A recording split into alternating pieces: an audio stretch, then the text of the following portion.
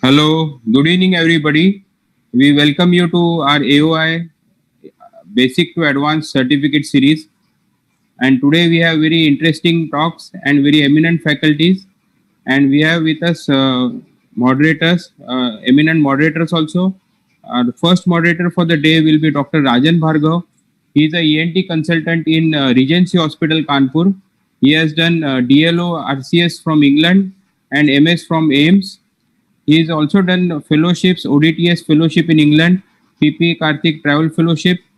He is the editor of UP State ENT Journal, and he has done fellowships, travel fellowships with PJ Wormald and COS ENT Clinic. He is a cochlear implant and an anterior skull-based surgeon. Good evening, Dr. Rajan Bhargav. Welcome. Over to you, sir. Thank you, Yogesh, for a kind introduction. Though it's not my place to be introduced, it's to introduce our dear friend, Dr. Janki Ram. And it's a very strange thing. How do I introduce Dr. Janki Ram, who's well known all over the world? But nevertheless, he is the director of Royal Pearl Hospital and ENT Research Center, Trichy. And I had the good opportunity to call him over to Kanpur twice for doing some phenomenal endoscopic sinus surgery workshops along with cadaver dissection, which sets the tone for the talk today, because behind a good surgical expertise lies a very sound knowledge of anatomy, and he epitomizes the whole concept. And I think without wasting much time, I would invite Dr. Janki Ram to start the session on transsphenoidal approach to pituitary tumors.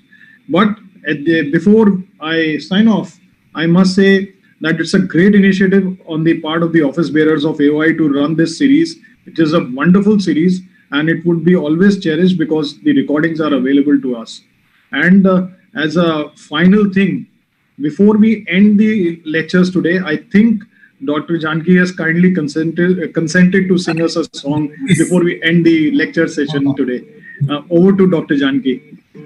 So, good evening to all of you. Respected moderator, Dr. Rajan Bhargav sir. In fact, I have a very close association with him. Been to Kanpur, and his hospitality was fantastic. And also moderator, Dr. Lavnesh Kumarji. It's always a pleasure to be, giving a lecture for the AOI. Yeah, I love the talks which I give in the AOI meetings, because it's actually a very well-attended meeting. Thank you, Mr. President, Dr. Samir Bhargav sir, and also the President-elect, Dr. Bharati Madam, and the Honorary Secretary of AOI, Dr. Kaushal Seth, and Dr. Yogesh G. He's the Honorary Treasurer of AOI. I just want to start my talk. Before that, I just want to congratulate the AOI team, because this has been a fantastic run-up of 6 months, and they have really done a great job in educating the postgraduates as well as the consultants, and it's truly a commendable job by the AOI. And I also want to welcome and also congratulate my co-speaker, Dr. Chandra Prasad, who doesn't need any introduction. He is one of the most world-famous lateral skull-based surgeon. And without much ado, we will go on to the topic right now. So I'm going to share my screen, and here we are. Okay, can you get my screen, please, Dr. Ranjan, sir? Hello? Yes, sir. It is visible. So the topic of today is going to be transsphenoidal approaches, whatever we approach to the sphenoid, and approaches. It could be a pituitary tumor, or it could be an extended approach. So today it's going to be a slightly different talk, because it's more for postgraduates, and so I'm going to make a lot of basic stuff of anatomy and approaches, and then a little bit final 1 or 2 videos which are going to be played. So let us go on. And okay. So first of all, there's a voice, please. Okay. I congratulate the AOI team, the National President, the President-elect, the Honorary Secretary, and the Treasurer for this wonderful opportunity which they have given me. And of course, I have to thank these 3 great personalities who are here. One is my sweet and darling, I call him a darling, Professor Dharamveer Sethi, and of course, Professor PJ Wormald, but I spent more time with Professor Sethi and learned a lot from him. My basics of endoscopic sinus surgery has been from Professor Sethi. And of course, the father of sinus surgery in India, I always call him, and he is none other than Professor Milind V. Kirtane sir. I owe a lot to him because he was the first to release the book, and I read his book and learned what is the meaning of an uncinate. So he is to me the Stamberger of India. And of course, I learned a lot from the father of skull-base surgery of India, Dr. Nishit Shah. You can see that I'm holding the scope, and Dr. Nishit is operating. A wonderful personality and really a true genius in skull base. So let us now, these are the titans of rhinology and skull base. And of course, I also incidentally have the qualification of a consultant in the Department of Neurosurgery, Viet Duc Hospital, Vietnam. I have got an official certificate as a visiting consultant of neurosurgery, Dabao University. And let us go on to ventral skull base. So endoscopic ventral skull base, complex anatomical watershed between the surgical territories, neurosurgery and otolaryngology. This has always been a sort of debate. Who's going to operate? Is it going to be the neurosurgeon or otolaryngologist? I actually combined these two and put it into one box called the skull base surgeon. So it's neither neurosurgeon nor otolaryngologist. It's called skull base team. It's a teamwork between the otolaryngologist and the neurosurgeon. So you can never individualize and say you are just one person. No, you can never be one person. You should have a team, and you should join with the team and operate on any case which I'm going to show you in this presentation.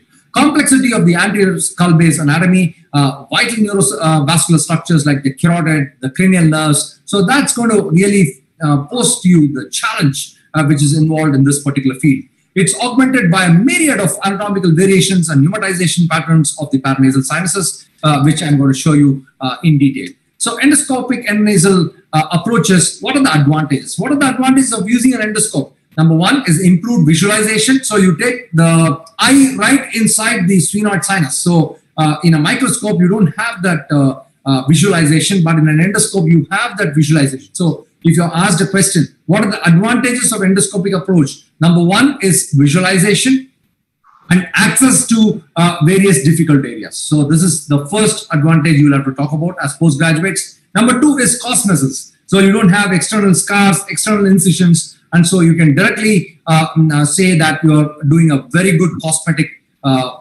surgery through a natural orifice. Now, the third would be improved postoperative mobility and surgical outcomes. So this is very important. More important than the first two is your mobility is reduced because you're going to dissect, seeing all the perforators. You're going to have a better surgical outcome because you don't retract the lobes, the frontal lobe or whatever lobe. So accurate orientation of, but to endoscopic anatomy and skull-based pathologies via these approaches is required. So what you have to do as a postgraduate, if you are aspiring to become a skull-based surgeon, young skull-based surgeon, the first thing you have to do is to do a lot of cadaver dissections. So this is what I always say. So general principles are, what are the principles on which it's based on? Number one, it's minimally invasive. It's a minimally invasive approach. But you might tell that, sometimes we cut the turbinate. How can it be minimally invasive? So as Professor Kassam says, see, you can be minimally invasive either to the brain or to the nose. You cannot be minimally invasive to both. So we will try to be as minimally invasive to the nose, but not at the cost of any complications in the brain. So that's very important. The team of otolaryngologists, neurosurgeon, anesthetists, endocrinologists, intensivists, and radiologists have to combine and sit as a team. And then whatever the team decides, what kind of approach, maybe an external approach or an endonasal approach, that has to be taken in concurrence with all the people inside the team. So you will have a complete team. And preoperative radiological 3D orientation of the lesion and the selection of most appropriate approach. This is the most important thing. There is no ego saying that I know endoscopic skull base, so I will do it endoscopic. So the tumor dictates the approach. You don't dictate the approach. The tumor dictates the approach. So that's very, very important. Now, we always do a bi-nostril technique. So we use both the nostrils. So this is the endoscope. You can see that this is the endoscope which is placed here. And of course, this is the instrument, the suction tip and the instrument. You can see, do you see my cursor, please, Dr. Ranjan? You can see here that this is the instrument through the left nostril and the suction tip through the right nostril. This is always like the mantra. This is what we do in most of the cases. So the instrument or the telescope should not cross each other. These two should not cross. This always the endoscope is held at the 11 o'clock position. Never through the left nostril. In a skull-based surgery, never through the left nostril, always through the right nostril. Of course, if you're doing a extracranial, that is a JNA or something like that, you can then, if you do a Denkers, you can introduce it to the left. But in cases of pituitary or you're going to do a advanced skull-based lesion, intradural stuff, and then you have to keep your endoscope only at the 11 o'clock. That's very important. Now, coming to the basics of anatomy, the sphenoid bone. The word sphenoid is derived from the Greek word sphen, meaning a wedge. It looks like a wedge. So it articulates with numerous bone and possesses many foraminae and has important neurovascular relationship. You should know everything about the sphenoid bone if you want to do a good transsphenoidal approach, because everything goes through the sphenoid bone. It consists of a central body, two wings. So one is the lesser wing and second is the greater wing. You can see how beautiful the wings are. It's like a butterfly actually. And two pterygoid plates. You can see that's the pterygoid plates, and of course this is the pterygoid bridge. So this is the anatomy of the sphenoid bone. And if you look at it, you will always look at the sagittal scans to see if you have a good pneumatization or not. So for example, this does not have pneumatization. It's called the conical type of pneumatization. Draw a line from the anterior wall of the cella, and if the pneumatization stops in the front, then it's called the pre-cellar pneumatization. And if it is going beyond that and the line drawn on a sagittal plane along the anterior wall of the cella, then it's called the cellar pneumatization. And of course, this can be a post-cellar pneumatization. So we have conical, we have a pre-cellar cellar and a post-cellar pneumatization. Well, I'm going on to showing you what are the so what are the relationships of the sphenoid os? This is a very important thing because we're going to do a transsphenoidal approach. You have to localize or locate the sphenoid os. Please understand, this all should have been covered in the earlier lectures. That's why I'm skipping and going directly on to transsphenoidal approach. We have only 45 minutes. So the sphenoid os is located around, so 3 suction tips above the level of the superior border of the choana, and it's medial to the superior turbinate. It's medial to the superior turbinate, and if you follow the septum, it will definitely lead you on to the sphenoid os. So that's very important. So the first step in any transsphenoidal approach is to locate the sphenoid os. So that is very important. And just to show you the anatomy of the posterior wall of the sphenoid sinus. So we have the following structures or the very important landmarks. So the roof of the sphenoid sinus is called the planum sphenoidale. This is the medial anatomy. That's the anatomy in the center of the sphenoid sinus. So inside of the sphenoid sinus, this is called the plane. This is the endoscopic anatomy. Planum sphenoidale is the roof. Okay. So on either side, you will find the optic canals. These are the optic canals. In between the two optic canals, you will find what is called the tuberculum sellae. This is called the tuberculum sellae. And you can see that's the tuberculum. That's the planum. PS is planum sphenoidale. And then you have the tuberculum sellae. And you have a bulge, something like a pregnant lady here. And there are 2 cobras. There are 2 cobras on either side of that pregnant lady. And that is called the sellar bulge. This is the sellar bulge. It's a famous statement, 2 cobras over a peanut appearance. So it's the peanut and that's the cobra. So 2 cobras are the carotids and the peanut is the sellar bulge. So the planum, the tuberculum, the sella, and you have a recess here. Recess means some depression. So the depression is called the clival recess. This is the clival recess. So this you should know, everybody should know how to read the sphenoid sinus interior anatomy. The midline anatomy, again I repeat, the planum sphenoidale, the tuberculum sellae, the sellar bulge, and you have between the tuberculum and the sellar bulge, you have the superior intercavernous sinus. This is called the cis or the superior intercavernous sinus. And of course, this is the clival recess. So again, I repeat, planum sphenoidale, tuberculum sellae, sella, and clivus. Okay, coming to the lateral anatomy, you see here, this is the optic nerve. That's the optic canal. That's a canal which contains the optic nerve.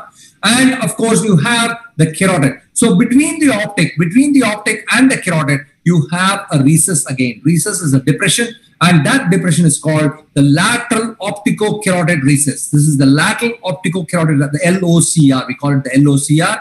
And of course, you have the carotid here, the LOCR. And between, what is the boundary of the clival recess? On either side, it is bounded by the paraclival carotid. This is the para. Para means just around or surrounding the clival. That's the clivus. So paraclival carotid. This is the paraclival carotid, and this is the paraclinoidal carotid. So it is between the anterior clinoid and the middle clinoid here. This is the middle clinoid. So between the anterior clinoid and the middle clinoid is the paraclinoidal carotid. This is the paraclival carotid, and this is the so you can see there is the optic going intradurally here and the carotid going intradurally. So this corresponds to the lateralmost aspect of the tuberculum cellae, and that is nothing but the tubercular strut. Of course, people call it the medial optico-carotid recess. Of late, I've stopped calling it the medial optico-carotid recess, MOCR. A very famous statement, MOCR. But honestly speaking, I have never seen a recess here. Even though people describe MOCR, I have not yet come across a recess at all. So I don't know. I think it's an illusion to call it a recess. I would definitely call it the lateral tubercular strut. So, but of course, in the book, it would have been given as the MOCR. I am sorry, I would not call it an MOCR.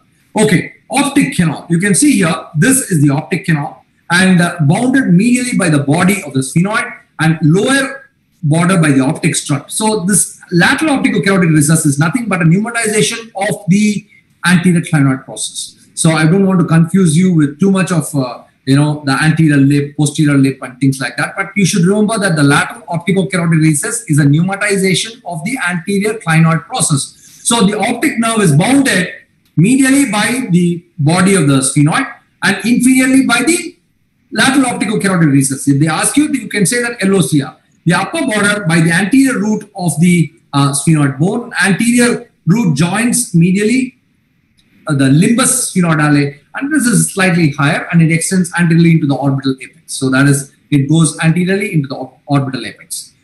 Now, the tuberculum cellae.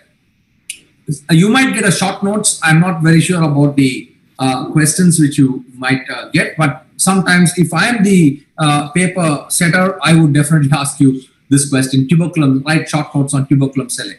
So then you should write endoscopically, it's anteriorly, the line joining the two optico-carotid recesses. So this is the line which joins the optico-carotid recess. So that is anteriorly. Inferiorly, the line pressing the superior margin of the cella. So that is the superior margin of the cella. This is the lower boundary of the tuberculum cellae. And laterally, the medial aspect of the paraclinoidal carotid. See here, that's the paraclinoidal carotid. So I would definitely say this is bounded laterally by the medial aspect of the paraclinoidal carotid. And the lateral portion of the tuberculum is referred to as the MOCR. So this is what is called the MOCR. But honestly, I've never seen that in any of my 1,500 cases or so. Reported as a vital landmark in transsphenoidal approach. Yes, this is a very important landmark. So you might get a short notes on lateral optico-carotid recess, LOCR. So LOCR, the osseous depression at the lateralmost edge of the tuberculum cellae. So this is the tuberculum cellae. There's an osseous depression, and that is the LOCR. Pneumatization of the ventral surface of the optic strut. So the anterior clinoid, you can just write in the exam, it is a pneumatization of the anterior clinoid process. If you write that, I think you will be given full marks. Bounded superiorly by the optic canal. So you said the inferior boundary of the optic canal is LOCR. So for LOCR, the superior boundary is the optic canal. Inferior surface by the superior orbital fissure. In fact, the LOCR, if you go antero-inferior, you have the superior orbital fissure. So here is the superior orbital fissure. And of course, infero-medially, you have the carotid prominence. And the bone overlying the carotid is thin or dehiscent in most of the cases. So here, the paraclinoidal carotid, you might have a very thin bone. Okay, you may get a short notes, I'm not sure, on MOCR. So if you say MOCR, write short notes, MOCR, medial optico-carotid recess, landmark in accessing the paracellular and the supracellular region. So I would say more of the supracellular rather than the paracellular. Identified as a confluence of cellular, tuberculum, carotid prominence, optic canal, and planum sphenoidale. You just write, if they write they ask you the MOCR, just write it is the junction of the intradural part of the optic canal with the intradural part of the carotid. So this is the MOCR. So if you write that, you will get full marks. So it's an osseous depression between the medial projection of the optic nerve superiorly, the medial portion of the paraclinoidal carotid, and medially superlateral surface of the sella. So here is a sella, and you have this. So if you are asked a short notes, you just have to write this. And if they ask you the significance, you just say it's the doorway to the suprasellar system. So it's the doorway to the suprasellar system. Okay, so you can see very beautifully, these are all the pictures which we did a dissection in a cadaver, which Professor Sethi got us, and this has been released as a book also. You can definitely go through the book. So you can see that this is actually the paraclinoidal carotid, this is the medial optical carotid recess, clival recess, paraclival carotid. Okay, let us go on to the carotid artery, because that is going to be a very important landmark, and you have to always look at the carotid artery in your MRI scans before you proceed on to any tumor going into a suprasellar cistern. So this is the sellar tumor. This is the cistern is nothing but a space in front of the brain. Please understand, we call it the sinus, right? The spaces inside the skull, sinuses. Same way, the spaces in front of the brain is called cistern. So this is the sella, and above the sella you have a space that's called the suprasellar cistern. Okay, so the parasellar is the only parasellar carotid is the only segment located inside the cavernous sinus. So you see, this is the paraclival carotid, and between the paraclival and the paraclinoidal there is a carotid that is inside the cavernous sinus, and that is called the parasellar carotid. So if they ask you the anatomy of the carotid, you should say the parapharyngeal carotid, and then you have the petrous carotid. Of course, Dr. Sampath will be talking about the petrous carotid, and you can see that this is the paraclival carotid, the parasellar carotid, clinoidal carotid, and intradural carotid. So all these will be accessed endoscopically. So all these. So we have the lateral carotid, which is the junction between the petrous and the paraclival carotid.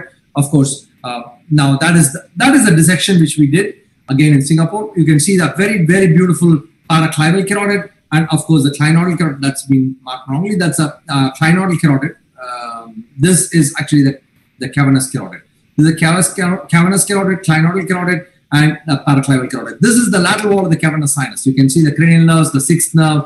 Of course, all these will be seen. Okay, let us go on to the tumor. How many minutes do we have? Dr. Ranjan, how many minutes do I have? You're doing good, actually, Janki. That's all right. Another, I think you're done about 20 minutes. Yeah. So another good 20-25 minutes is good. Okay, great. Thank you. So thank you, Dr. Ranjan. See, this is what we're going to access. This is the area. It's right around 8 centimeters, 7.5 to 8 centimeters from the anterior nearest. All this way, your eye goes inside and you're going to operate here. So you should have utmost dexterity and finesse to be doing this. So pituitary gland, as you know, is the master gland. This is the master gland, and it's the relay center, and it covers endocrine and non-endocrine glands. So all these glands, thyroid, whatever it is going to be controlled by the pituitary gland. And so what are pituitary adenomas? Pituitary tumors that occur in the pituitary gland are called adenomas. 99% are benign, most commonly between the age of 30 and 50. Of course, we have seen it in elderly as well as in younger individuals. But if you are asked about pituitary adenoma, this is what you should write. 99% are benign, and it's between 30 to 50 years and accounts for 10 to 15% of all the intracranial tumors. So it accounts for 10 to 15%. So out of 100, 15 are going to be pituitary tumors. So that's very, very important. Pituitary adenomas are classified by their cell of origin, like lactotrophs, gonadotrophs, somatotroph, corticotrophs, and thyrotrophs, and their size also. So classification according to origin, classification according to size. Size can be microadenoma, less than 1 centimeter, macroadenoma, greater than 1 centimeter. Very, very clear. So what is the approach? How do you go and approach a tumor in the pituitary? So first of all, you should understand that what are the tumors which we can access through a transsphenoidal approach. So number one is a pituitary. Pituitary is the commonest. Microadenomas, macroadenomas, non-secreting, secreting, all these you're going to access. And of course, you're going to access other tumors like craniopharyngioma. So what are the if they ask you a long question, essay, then you should write indications, craniopharyngioma, chordoma, sphenoid model CSF leaks, sphenoid model meningoceles, and Rathke's cleft cyst. So, of course, all these should be in your answer for you to get full marks. Okay, so what are the limitations? You should also write about the limitation of the approach when you are asked an essay question. Extending beyond the tuberculum sellae. If a tumor is extending beyond the tuberculum sellae, extending lateral beyond the internal carotid artery and the cavernous sinus, and if it's going to be a very narrow interclinoidal carotid distance, you cannot access the suprasellar cistern. If it is less than around 6 millimeters. So usually the intercarotid distance around 1.5 centimeters. So you should write that also. If you're asked on the Viva also, you can answer. And if it's going to be a very small cella, it's going to be difficult. So then you can prefer a transcranial approach. So what are the aspects? If you write in your essay question, you just write point by point. The same like the slide, you can just write. So exposure is going to be the nasal phase, the sphenoid phase, and the sellar phase. And of course, after exposure, you excise the tumor and then you reconstruct if there is any CSF leak. Okay, now we will discuss the nasal phase. Nasal endoscopy. First, you do a diagnostic nasal endoscopy. Look at the septum, whether it's deviated or not. Of course, before that, you have to write about radiology. I didn't discuss about that. It's a big topic. You have to do a CT and an MRI scan pre-operatively. So you vasoconstrict this nose with adrenaline, 1 in 1,000 adrenaline. Of course, when you touch the dura, you should not use adrenaline. You should use just saline and warm saline. Identification of anatomical landmarks. You should identify the inferior turbinate, the middle turbinate, superior turbinate. As I told you, the landmark, that's a sphenoid should be identified.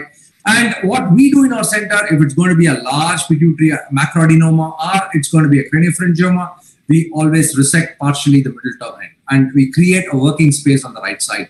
So the nasal phase consists of identification of the sphenoid os. You can see the sphenoid os, and you have to lateralize the superior turbinate and we widen the sphenoid os. You see how beautiful that sphenoid os is. And you get what is called the owl's eye appearance. This is called the owl's eye appearance. You might get a short notes on owl's eye appearance. So if you have that, then you should write what are the steps. I'll go behind and show you. You have to write the nasal. So if you get the short notes as owl's eye appearance, go in for this surgical aspect of transsphenoidal approach, nasal phase, sphenoid phase, filar phase, excision, reconstruction, and then go for nasal phase. You write nasal endoscopy, partial middle turbinate resection, and then identification of sphenoid os, lateralization, superior turbinate, and you get this appearance called the owl's eye appearance, where you can see both the sphenoid os with the rostrum in the center and the keel. This is the keel, this is the rostrum. You can see how beautifully you can see that owl's eye. But basically, we always open up the posterior ethmoid also, and that is what is called the principle of cavity and a half. This is the cavity, and this is the half cavity. Half is the posterior ethmoid, and the sphenoid is the cavity in which you work. Okay. Now, what we do is, you already see this owl's eye appearance, and we do what is called the osteotomy. So the next step is the osteotomies. You just write osteotomies. So we do the superior osteotomy and the lateral osteotomies. To remove the rostrum or the sphenoid, we can do it with the Malton gouge, we can do it with the diamond burr. Usually in our center, we do it with the diamond burr. Okay, once you do the osteotomies, that's the superior osteotomy and lateral osteotomies, you get this rostrum completely out. This is the appearance which you will get. You can see that's the appearance you will get, and you can see that's the nasopharynx here, the eustachian tube on both sides. Of course, that's the MMA already done. Optic, lateral optical carotid recess, the paraclinoidal carotid.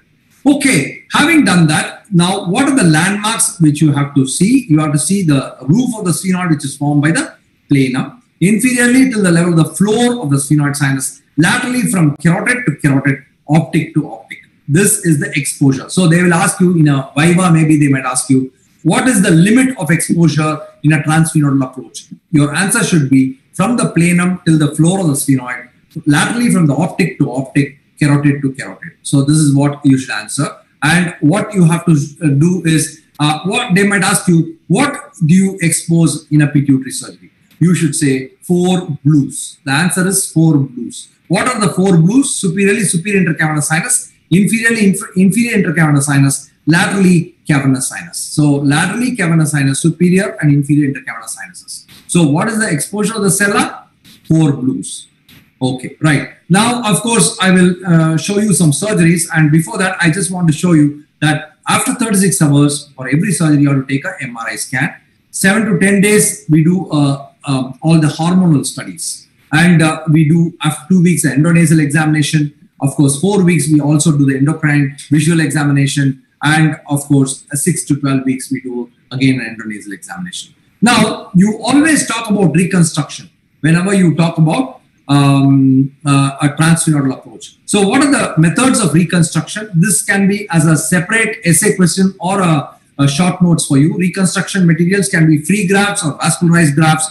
Of course, vascularized grafts can be intranasal or regional grafts. And you can also talk about the inlay, onlay, and of course, inlay means you go into the bone of the skull base and place your graft. That's the inlay. Onlay is placing it in the nasal surface of the bone. So that is what. And you can talk about the pedicle grafts. Now, this is what is called the sandwich graft. This is the sandwich graft where you have an inlay, an onlay, you have a fat, and you have some vascularized pedicle flap, and then you keep a balloon here. So Foley's or something like that. So it's the sandwich graft. Now, talking about this can be a short notes for you. Nasoceptible flap. This can be a short notes you have to write. It's the workhorse of reconstruction in skull-based surgery. And you can see that this is actually enhancing sagittal MRI to show that the flap is viable. So here we are. I'm just going to show you how we harvest Hadad or a nasoceptible flap. Now, quickly going through the video. Let us see, that's the choana. And you can see now that's the middle turbinate. And okay, now you see here, I lateralize the middle turbinate. You can see that's around 3 or 4 suction tips above the 1.2 to 1.5 centimeters above the level of the superior border of the choana. That's the sphenoidal orifice. Now I do a partial middle turbinate resection. Some people don't do a partial middle turbinate resection. So what we do is that, so you don't have to stick on to the step. You can actually say, maybe you can do it, or you can even avoid it. So you can see here that I make my first incision. So in a Hadad flap, you should write, the first incision is made from the superior border of the choana, like that. And then the next incision is made along the floor of the sphenoidals, 1.5 centimeter below the level of the skull base, because you avoid the olfactory fibers. So you preserve the olfaction by making that incision. So you can see very beautifully the incisions, the 2 incisions, and the incision is continued. Inferior incision is continued at the junction of the floor and the septum, floor of the nasal cavity and the septum, and the flap is elevated. So if you don't make the anterior incision, this flap is called the rescue flap. This is called the rescue flap. Rescue flap means it is not a complete Hadad flap. So it's not a complete nasoceptible flap. The complete nasoceptible flap means you extend the incision anteriorly and connect both these incisions by making a hemi-transfixation incision, something like a septal correction incision. So once you do that, then it becomes a Hadad flap. You elevate this, and once you elevate that, that becomes a Hadad flap. That's a nasoceptible flap. So this can be asked, definitely it might be asked. If I'm the examiner, I will definitely ask the nasoceptible flap. Please read this, my dear friends, my dear postgraduates. And then what we do is we make a posterior septectomy. We remove the posterior part of the septum, and we go on to the other side. We can actually reverse this flap. That is to cover the anterior exposed cartilage. We can cover it, and that's called the reverse flap, otherwise called the castidose flap. Okay, now let us go on to other kinds of flaps. You have to read that in your book, but of course, I'm just mentioning this is what we did in our center, the middle turbinate flap to cover the sella, and of course, you have the inferior turbinate flap. Again, this is the inferior turbinate, otherwise called, you can have the inferior turbinate or the lateral nasal wall flap. So this is the lateral nasal wall flap, and this is what is called the Karau Hadad flap. It's the Karau Hadad flap, and we've done a lot of such. Even a few days back, we did this again, and this is called the Karau Hadad flap, which is the lateral nasal wall flap. If you don't have the Hadad flap, this is what you have to harvest. You should tell in the exam. If the examiner asks you, if the Hadad flap is not there, what will you do? The next step is to go in for a lateral nasal wall flap, otherwise called the Karau Hadad flap. And of course, the other, so let us go on to the final 10 minutes of my presentation. So let us see how to do a sphenoid, transsphenoidal approach, a pituitary surgery. Now, this is a pituitary macroadenoma. This is a T2 MRI. I'm not going to details for a postgraduate, but this is a T2. You can see that enhancing mass, lesion, And you can see that this is actually a very beautiful sagittal lesion. And there's a beautiful pneumatization, a post-cellar or maybe a cellar pneumatization you can call. But you can see that beautiful appearance. Now, the first step, as I told you, partial resection of the middle turbinate. Very, very nicely seen. Very clearly, you use a scissors, be very gentle and pull the middle turbinate downwards, and then the superior turbinate is lateralized to see the sphenoidals. You can see all that which I described, you are able to see. That's a supreme turbinate. This is supreme turbinate. Some people can have supreme turbinate also, as you know. Then the Hadad flap. You can see here, this is the floor of the sphenoid sinus. The first incision is made along the floor of the sphenoid sinus. Okay, that is the superior incision. And then 1.5 centimeter below the level of the skull base. Very nicely, you can see that how, and then the next incision is made along the superior border of the choanal orifice. So very, very, very nicely, you can write in your theory exam how to make the Hadad flap. And then what is the, how is the incision continued? It is continued along the junction of the septum and the floor. And you elevate that flap, and then you have the owl's eye appearance, and then do a osteotomy. This is the osteotomy, the triple osteotomy. We call that a triple osteotomy.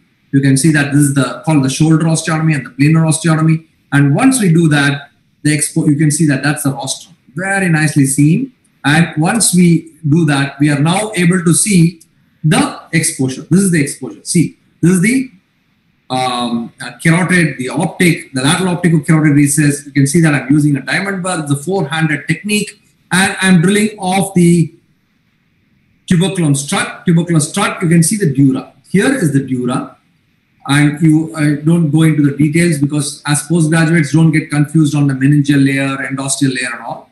So you just say we expose the dura. And once we expose the dura, the next is to make a U-shaped flap. Make a U-shaped flap. Superiorly based U-shaped flap. You have to tell in the exam, superiorly based U-shaped flap. Some examiners who are well versed with skull base can ask a postgraduate if he's actually going for the medal exam, or if he answers all the basic questions, then they can actually ask these questions to a postgraduate. So what are the flaps which you can say cruciate flap is the, usually we use a superiorly based U-shaped flap. See how I'm using it, and then we peel the dura. We peel the dura, you see that is a pituitary Rosen's elevator, and then you reflect the dura above. So all these steps are clearly being told to you. So I think seeing this video itself, you can answer the questions, dear postgraduates, and then we suck the tumor by what is called two suction technique.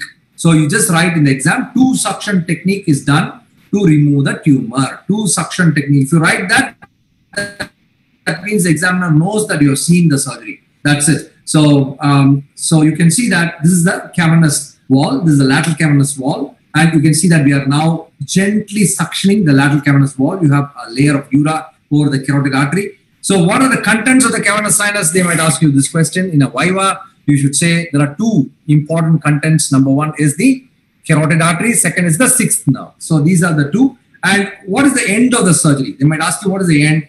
To see the diaphragma descending downwards. You can see the bluish diaphragma here. The bluish diaphragma descending downwards is the end of the surgery. And where will be the normal gland? They might ask you where will be the normal gland. The normal gland looks like a pancake. It's called the pancake appearance. So it is pushed upwards in a case of pituitary tumor. Normal pituitary gland looks like a pancake, and it is shifted superiorly in case of a pituitary tumor. This is what you have to answer in your exam. And what is the end of the surgery if they ask? The descent of the diaphragma. You see here, the descent of the diaphragma. So nicely seen, the descent of the diaphragma. And that is what is the answers which you should give. Okay, I'm just going to post one more case. Is a tertiary cache. I'm just going to show you one case, maybe out of portion or syllabus for the postgraduate. But sometimes if you're really answering everything, they might definitely ask you any tumor you know which is having calcification, then you should answer craniopharyngioma. Craniopharyngioma or chordoma. These are the tumors which are having calcification, and you see there's a cystic component. And always in a craniopharyngioma, the pituitary is pushed downwards. The pituitary gland is pushed downwards in a craniopharyngioma. The pituitary gland is pushed upwards in a pituitary macroadenoma. These are all mathematical statements. Okay. Now, I just don't. This is the owl's appearance. So, transsphenoidal approach, owl's eye appearance. This is the owl's eye appearance, and then you can see the anatomy very clearly. That that is the planum above. This is the planum, tuberculum, the sella, the clival recess. As I told you, the lateral optical carotid recess, the optic canal, the carotid, everything is seen. Now, what we do is we do what is called the transplanar approach. This is the planum sphenoidale. I'm drilling off the planum to see the dura. So, this is slightly higher for you as a postgraduate. The syllabus is high. This is slightly higher. But I don't know, maybe an examiner who you or the examinee is very, very good, then maybe the examiner will go on to all these questions. So, you remove the planum, you remove the tuberculum, and this is called the extended approach. Extended transsphenoidal approach. So this is called the extended transsphenoidal approach, and this is actually called the carotid Doppler. Both sides, and you can see we are using a Doppler.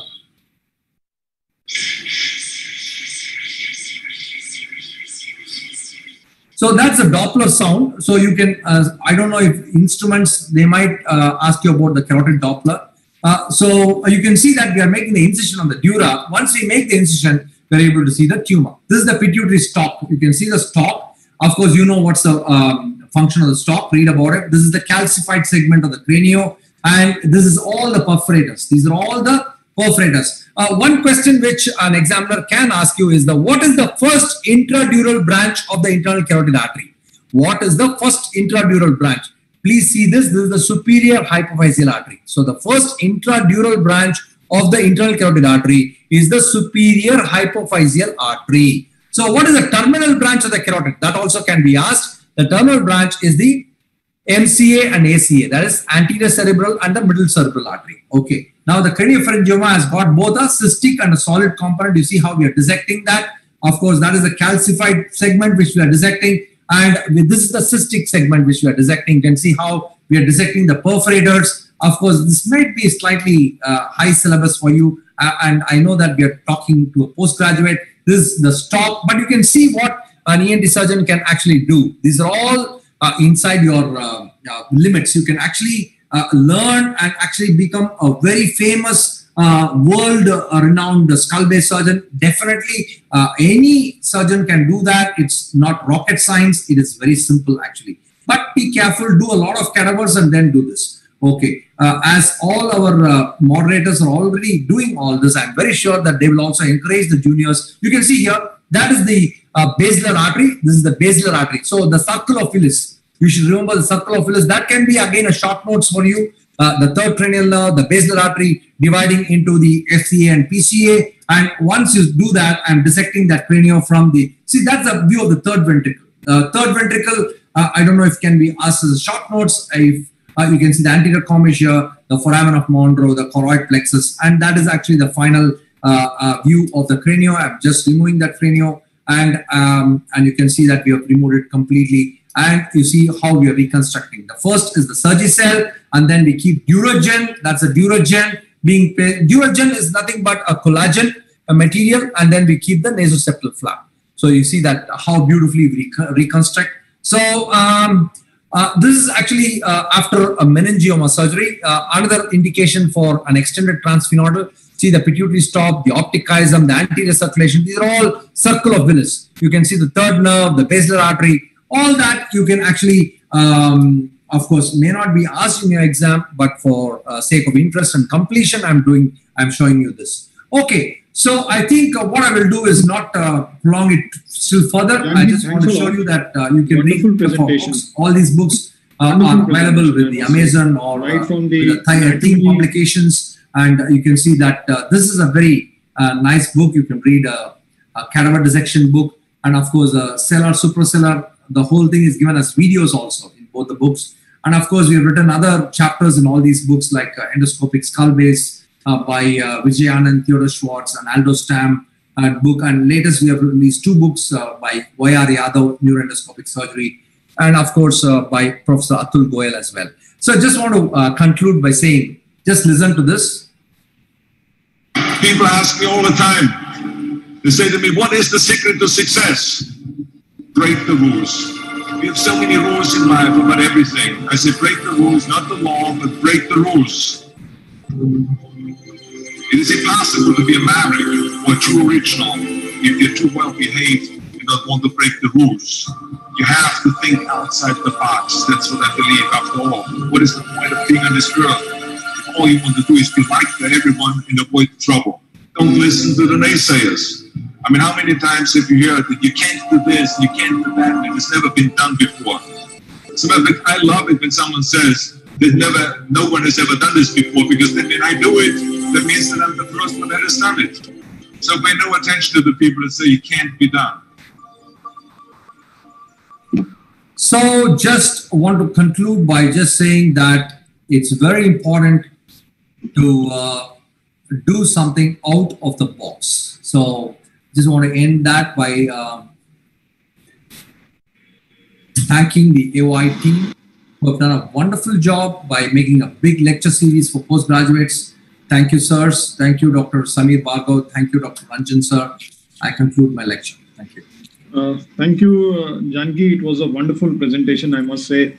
Right from the anatomy, ending with the inspirational talk, which is also wonderful idea to go beyond the usual and beyond the routine and do some out-of-box thinking. Yogesh, are we happy to take on a few questions? Yeah. Or we stop Yes, we can go ahead with questions. So I've got very interesting questions. One is, Janki, are you happy can you raise a Hadad flap in a revision surgery? Very, very good question, actually. See, it depends. I always, whenever I do a revision surgery, the first thing I put in an endoscope and see if I can get a Hadad flap. This is the first step I always see. Second thing I see is whether there's a massive septal deviation. See, in most of the cases, if honestly speaking, if a neurosurgeon has done, they generally leave behind the keel area. They just raise that Hadad or they cut the septum just above. So I have that amount of space for me to raise the inferior part of the septum and the floor, and I go to the lateral wall. So that amount of good vascularized pedicle flap I have. So now you have what is called the Rubina camera. The Rubina camera is available. And once you put the Rubina camera, you know whether that area has got vascularity. Or you can just use a Carotid Doppler and just check for the vascularity of that area. And if it is, I'm sure it's going to be vascular because it's still vital, right? And the head and neck has got good vascularity. So I raise that area as a big Hadad flap. Or sometimes what I do is I raise that and go along the lateral wall, along the inferior tablet to the lateral nasal wall. In fact, around a few days back, that's what I was talking. It is a bigger flap than a Hadad flap. So you have a bigger flap than a Hadad flap. It's so massive, it will cover a whole skull base defect. So this is something. And number two is, if you still have a septal correction done, a little perforation, what I usually do, if it is in the center, the perforation center, or there's a tear, I usually stitch that. I usually stitch that perforation and I try to use a knife to elevate. So if you use a knife and slice, you can elevate it beautifully, even in a revision case. Well, for a case done by me, it's difficult because I usually damage the whole of the septum. It's going to be difficult. Then I think the option would be a lateral nasal wall flap. That will be a fantastic option. I think all the postgraduates should spend some time in elevating a Karau Hadad flap, which is equal, if not better than a Hadad flap. Okay. So there is another question that people wanted you to explain once more, the rescue flap. Yeah, so the rescue flap is nothing but the prelude to a Hadad flap. So what is the meaning of rescue? Rescue means someone who is going to rescue us during a mishap. So what is the mishap? Mishap is the CSF leak. So if we take a Hadad in every case, it will be an overkill. So what will happen is you just make the superior incision, I told you, an inferior incision. Don't make the anterior incision. So you push it downward. So we do that in most of the cases now. We just push the superior part of the incision downwards and lay that along the floor and keep operating above. So this is something like a rescue flap. It will rest whenever you want, you can convert it. Okay, if you're not taking it, you just reposition it, put a little fibrin glue and you can attach that back again. So this is very important because if you're left behind tumor, if the next surgeon wants a flap, then you have a flap. well, if you destroy that for an unnecessary, no CSF leak, you just want to take off the heart, I think it's an overkill. Okay. I'm still continuing with the questions. Please. If the organizers are happy to take them. One of the questions is that, and this is very interesting, that if you're going beyond the pituitary, and how do you ensure that you don't hit the superior hypophyseal, and what happens if you hit it? Oh, very good question. See, the superior hypophyseal artery is the first intradural branch of the internal carotid artery. It gives off three branches. One is the recurrent optic, second is the descending diaphragmatic, and third is the subchiasmatic plexus. If I tell in detail, what happens is the posterior communicating artery gives off 6 to 8 perforators, and that and the superior hypophyseal artery combine to form a plexus around the stalk, and it gives off two branches. One is the short stalk and the long stalk artery. All that is too much for you. But what I mean to say is that superior hypophyseal artery gives off three branches. One is the recurrent optic, second is descending diaphragmatic, and subchiasmatic plexus. The recurrent optic branch is a end artery. It is like the central retinal artery. So it supplies that part of the optic nerve. So if you cut off the superior hypophyseal artery, that part of the optic nerve will go in for ischemia, and that will lead to blindness. So it is utmost important that you should preserve the superior hypophyseal artery. Once you damage the superior hypophyseal artery, then there is a chance that the patient can have blindness or a blind spot, a scotoma. So that is something very important. Okay, and everybody wants to know one more thing, that when you do a forehand and binostril approach, where is your assistant? Where are you? Where are the instruments? How do you do your OT setup? I'll do one thing. After Dr. Sampath's talk, I'll put in a photograph, just a photograph to show our OT setup. That would be wonderful. That would be wonderful. That'll be good. So I'll do that after Dr. Sampath talks. I just one slide, just one slide. That's wonderful. We can take the. Yogesh, we are through. We can take the rest of the questions after Dr. Sampath's talk. Yeah, absolutely. Thank you, Dr. Jankiram, for an excellent lecture. And thanks, Dr. Rajan, for the excellent moderation. Stay with us. Now I'll be introducing the second moderator for the session, Dr. Lavnish Kumar. Dr. Lavnish Kumar is Associate Professor in Himalayan Institute of Medical Sciences, Dehradun, Uttarakhand. And he was part of the joint Indo-China doctor mission. So over to you, Dr. Lavnish Kumar. Thank you. Thanks, Dr. Yogesh. First of all, I'd like to thank Dr. Janki for his excellent talk. It was wonderful listening, and we got such a great insight into the anatomy. I mean, the anatomy goes on and on. And I now welcome Dr. Sampath Chandra Prasad, sir, and I really feel honored to have been invited. And I feel great pleasure in introducing sir.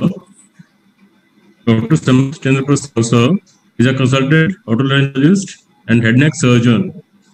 He specializes in skull-based surgeries and hearing implantology. Dr. Rao did his master's at Kasturba Medical College, Bangalore, and he bagged the best outgoing student in the process. He is a fellow of European Board of Examinations and the European Academy of Otology and Neurotology. He was awarded the British Annual Congress in Otolaryngology, BACO Fellowship twice, Birla Smarak Kosh Fellowship and GSC Fellowship of Rotary International, and the 10 Outstanding Indians Award from Junior Chamber International. He completed his 2 years fellowship in skull-based surgeries, hearing implantology and advanced otology at the skull-based unit of Casa di Cura, Piacenza, Italy, and was awarded Fellowship of the European Academy of Neurology. He continued to work in Italy with Dr. Mario Sana, Jacques Magnan, and Paolo Casalnuovo for a total of 6.5 years, accumulating vast experience in skull-based surgeries. Dr. Rao has over 100 peer-reviewed scientific publications with H-index of 19, 15 chapters in various textbooks, and 1 textbook on cochlear and other auditory implants by Theme International. He is a recipient of the Best Paper Award at the Pulitzer Society meeting in 2013. Dr. Rao was awarded with an honorary fellow of American College of Surgeons, FACS, in 2019, and a visiting professorship to a Shanghai Jiaotong University, one of the Asia's largest universities. He is an invited faculty at the World Federation of Skull-Based Societies and European Skull-Based Congresses. He was also honored with the Dr. G.S. Grewal Oration at the 71st Annual Congress of Association of Otolaryngology in 2018.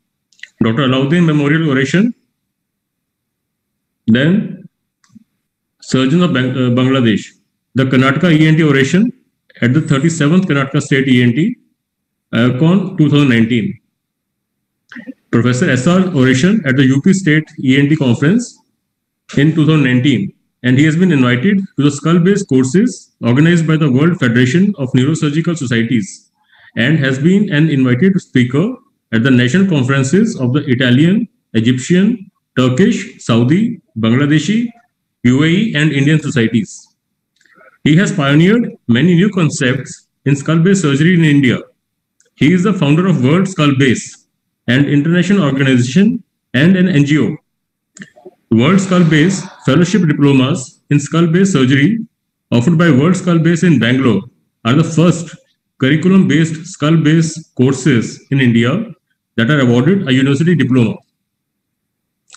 So with this, I welcome Dr. Sampath Chandra sir to give his talk, and we look forward to this. We had a glimpse of sir's videos, and I'm really very eager to have to listen to this talk. Please, sir, we'll go through Dr. Sampath sir. Thank you, Dr. Lavnish, for the kind introduction. Thank you to all of you present here, especially the team of AOI, the office bearers of AOI, for giving this wonderful opportunity. Samir sir, Bharti madam, Dr. Yogesh, all of you who have put up this wonderful series. It's a commendable task, I would say, during the current crisis, and to bring together the ENT community like never before through webinars and through other activities. It's a really commendable task. Thank you once again for this platform and this opportunity to be a part of these amazing lecture series. It's a hard task to follow Professor Jankiram's lecture, so so after such a brilliant show on stage, I think to match it or come close to matching it would be a arduous task, which I hope to attempt to do and try to fulfill. So let me share my screen if I am able to do it. Yes. So this is my first slide. Is it visible for everybody? Let me just get a feedback from you if the slides are yes, visible. Yes, it is visible. Yes. So my topic is primarily focused on tympanojugular paragangliomas and the anatomy, the surgical aspects, and some of the decision-making aspects of that revolve around this tumor. So I always begin my talk by presenting this particular slide, which I find fascinating and which I've made it now a part of all my presentations, wherein William Harvey, the person who first described the human circulation, the blood circulation in the human body, very, very importantly emphasized the role of anatomical dissections and the role of practical work in comparison to theory by saying, he said, I profess to learn and to teach anatomy not from books but from dissections, not from the tenets of philosophers, but from the very fabric of nature. So this for me is fundamental, and it's a cornerstone even today for all of you learning skull base, for all the youngsters out there learning skull base. Skull base is not learned from books. It's not learned from listening to other speakers. Yes, that teaches you something. A lot of matter comes in from these areas, but most of it is actually learned by getting into dissections and then mastering your surgical anatomy by doing tons and tons of dissections, and following which you get into clinical surgery. So almost everything in skull base that I've learned today is I owe to this master of skull base surgery, Professor Mario Sannam, and I spent a good 6.5 years with him, where I got to train under the entire group, and by which means I was also introduced to a lot of faculty from Europe, Professor Jacques Magnan, Professor Paulo Castelnuovo, and some of the biggest names in Europe I learned from, and a lot of the concepts that I speak today comes from my training under these gurus. So what has changed in paraganglioma management today? A paradigm shift in paraganglioma management has been achieved due to comprehensive mapping of the skull base. So beginning from Harvey Cushing and Walter Dandy and their times to Hugo Fish and then Mario. So a lot of every millimeter of the skull base is now mapped, and due to which it's easy for us to navigate through the crevices of skull base. Rational and safe surgical approaches to the skull base have been described by various masters, and today we follow their paths, and we are able to practically remove every tumor that comes up in the skull base. And I would like to stress that today carotid involvement, even in malignancies, is no longer considered inoperable. Carotid is no longer a stumbling block, so to say, in skull base surgeries. Effective neuroradiological solutions. We have wonderful sequences in MRI, in angiography, and that has helped us greatly in delineating tumors, because a lot of these tumors are not biopsyable, you know. Some of these tumors which are present deeper in the skull base with an intact tympanic membrane are too deep to be biopsied or reached. And hence microscopic or pathologic description of the entity is not possible preoperatively, and we have to rely on scanning, and we have some brilliant scanning techniques today. Neuronavigation, neuromonitoring, and neuroanesthesia in particular has made life so much easy while operating, and this has led to practically zero mortality during surgery if and when done properly and by trained hands. So before I get into the subject per se, I'd like to take you through the anatomy, because as I showed you in the first slide, there is no surgery without anatomy, and you need to get the 3D picture, the 3D map of this whole area called the skull base in your mind before you even think of venturing onto a clinical patient. So this is the inferior view of the skull base, and this is a lateral view of the skull base. So if you see the skull base, you see that there is the facial nerve laterally, there is the jugular foramen here, there is this small foramen here for the lower cranial nerves, the carotid is anteriorly, the jugular process, the jugular tubercle, and all these structures I'm going to deal with in greater detail. So when you're doing an infratemporal fossa approach, you're moving from lateral to medial, so you're effectively going from the area around the external ear and then all the way down up to the occipital condyle. And there are the far lateral approaches where you can get into the foramen magnum as well. So I always say that the first structure, the bony structure that you need to eliminate in lateral skull base surgery is the tympanic bone. So you see this bone here that is seen from a lateral view, but not so much from the inferior view. The inferior view also shows the tympanic bone sitting here. The tympanic bone forms the lateral border of the carotid, the jugular bulb, and the facial nerve. Hence, to expose any of these structures, it's very important for you to drill out the tympanic bone, destroy the tympanic bone, and completely eliminated before you even think of going into the jugular foramen area. Now, what we are dealing with is the territory called the infratemporal fossa. So let's see what the infratemporal fossa. You see this quadrangle, this is the infratemporal fossa, and very clearly it is bounded by the roof of the infratemporal fossa is the skull base formed by the greater wing of sphenoid, the temporal bone, and the occipital bone obviously is far posterior, but if you see the three bones that form the roof of the skull base are the sphenoid, which is all here, the zygoma peripherally, I would say laterally. The most important part of the bone which lies bang in the center is the petrous apex, and posteriorly you have the occipital bone. So the territory, the infratemporal fossa, is a space between the skull base, lateral pharyngeal wall, and the ramus of the mandible. So what are the communications? So superiorly it communicates with the temporal space just in the space below the the zygoma. And then anteriorly it communicates with the pterygopalatine fossa via the pterygomaxillary fissure. Posteriorly, you have the skull base itself and the muscles coming from the skull base. And superiorly, as I told you, you have the roof, and medially you have the supraconstrictor muscle. So this is a lateral view of the same infratemporal fossa. Again, superiorly you have the skull base, the zygomatic arch.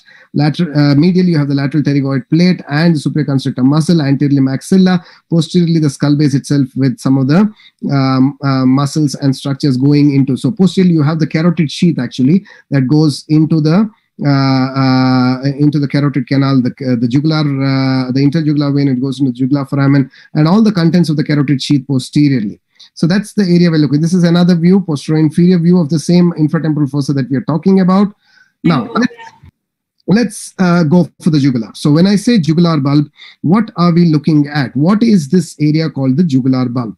Now, you need to understand that there are three jugular named items which you need to master, which you need to understand around the jugular foramen area, which are the jugular process, the jugular tubercle, and the jugular spine. Now, what is the jugular process? Remember that the jugular process is just this bit of bone. It's either people call it a quadrangular piece of bone or a triangular piece of bone between the occipital condyle, and it is a part of the occipital bone between the occipital condyle and the temporal bone, the mastoid process of the temporal bone. If you see this particular picture, you see anteriorly you have the petrous portion of the temporal bone, laterally you have the mastoid portion of the temporal bone. So posterior to the petrous and the mastoid portion of the temporal bone is the occipital bone, and wherein you have the jugular process between the occipital condyle and the mastoid process, and then you have the occipital condyle itself.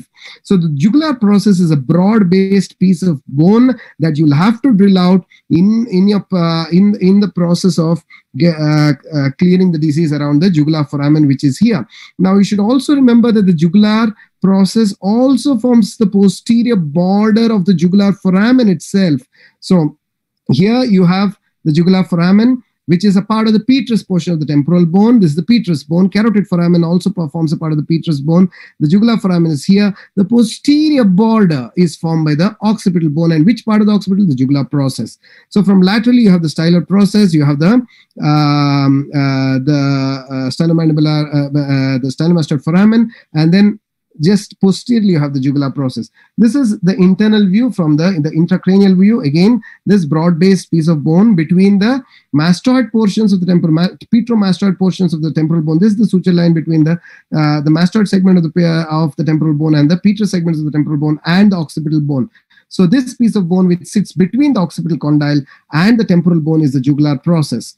Now, if you drill out the mastoid process, which you have to do in infratemporal fossa, this is a partially drilled out mastoid process. You see the jugular process perched between the occipital condyle and the mastoid. So mastoid process, drill the mastoid process, come to the jugular process, drill the jugular process, and then you reach the occipital condyle. This is the posterior part. Now if you look at the posterior extensions of the relationship of the jugular process.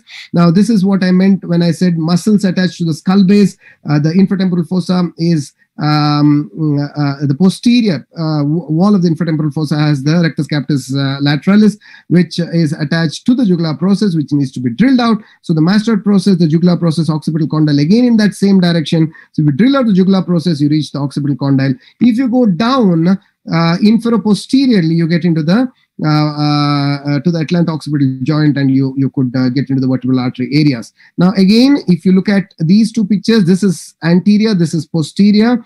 Again, this is anterior, this is posterior. You have a retractor around the interjugular vein, which shows the low cranial nerves entering into the jugular foramen area, and I'll tell you later where which is the point that they actually get inside intracranially. But what I want to focus on is the jugular process at this point of time. So after the mastoid is drilled out, the facial nerve is identified, posterior to the stylomastoid foramen is the jugular process. This whole thing is the jugular process which needs to be drilled, and this is, in fact, this picture has to be swapped. The picture in the right has the jugular process which needs to be drilled out to reach the occipital condyle. Now you see the occipital condyle here, and a part of the jugular process is still there. Now, if you look at it from a vertical perspective, you should remember that of the three jugulars I mentioned, the jugular process lies in the in the middle compartment. So in the lower compartment, you have the occipital condyle and the atlas itself. So this is the atlant-occipital joint. This is the foramen for the posterior condylar vein. So the jugular process, the jugular process is in the lower compartment. The jugular tubercle. Now, what is jugular tubercle? I'm going to talk about it in the next slide. That is in the middle compartment. The jugular process is in the middle compartment. The jugular tubercle is in the superior compartment when you talk about this in a vertical story-like fashion, wherein the lower compartment you have the atlant-occipital joint. So you see, this is the occipital condyle, the C1 is here. You drill out the jugular process, which is in the middle compartment, and in the superior compartment, you have the jugular tubercle just medial to the 9th, 10th, and the 11th cranial nerve, and just above the 12th cranial nerve. Again, if you look at this picture where there's a little more of a dissection done, you are now seeing the 12th cranial, the hypoglossal canal. So the jugular tubercle is above the hypoglossal canal. The jugular process is lateral, so it's in the middle compartment. The jugular tubercle is in the upper compartment. So let's come to the tubercle. Now, what is this jugular tubercle? It's better understood when you look at it from intracranially. The jugular tubercle is a projection between the petrous bone and the hypoglossal canal. It's a projection of the occipital condyle, which lies just above the hypoglossal nerve canal. You see this is the jugular tubercle, this is hypoglossal nerve canal. The jugular foramen is here, so it lies between the jugular foramen and the hypoglossal canal, and it's a part of the occipital condyle. Jugular tubercle is here. So this is how it appears. Again, so this is the whole occipital condyle. So this is what we're looking. This is the hypoglossal canal. When the nerves are in the specimen, you see this is the 9th, 10th, and the 11th cranial nerve. The trigeminal nerve is here. The acousticofacial bundle is here. The 9th, 10th, 11th cranial nerves are here. The 12th cranial nerves are here. And this is the jugular tubercle. Again, on this side, this is the jugular tubercle. The 12th cranial nerve, the 9th, 10th, 11th cranial nerves are here. The acousticofacial bundle is here. Trigeminal nerve is here. The 6th cranial nerve is here. Now, this is again the same specimen with, where you see that this is marked out, the tubercles are being marked out. The various measurements, I don't think today is the day when I'll discuss the measurements between the hypoglossal canal and other structures.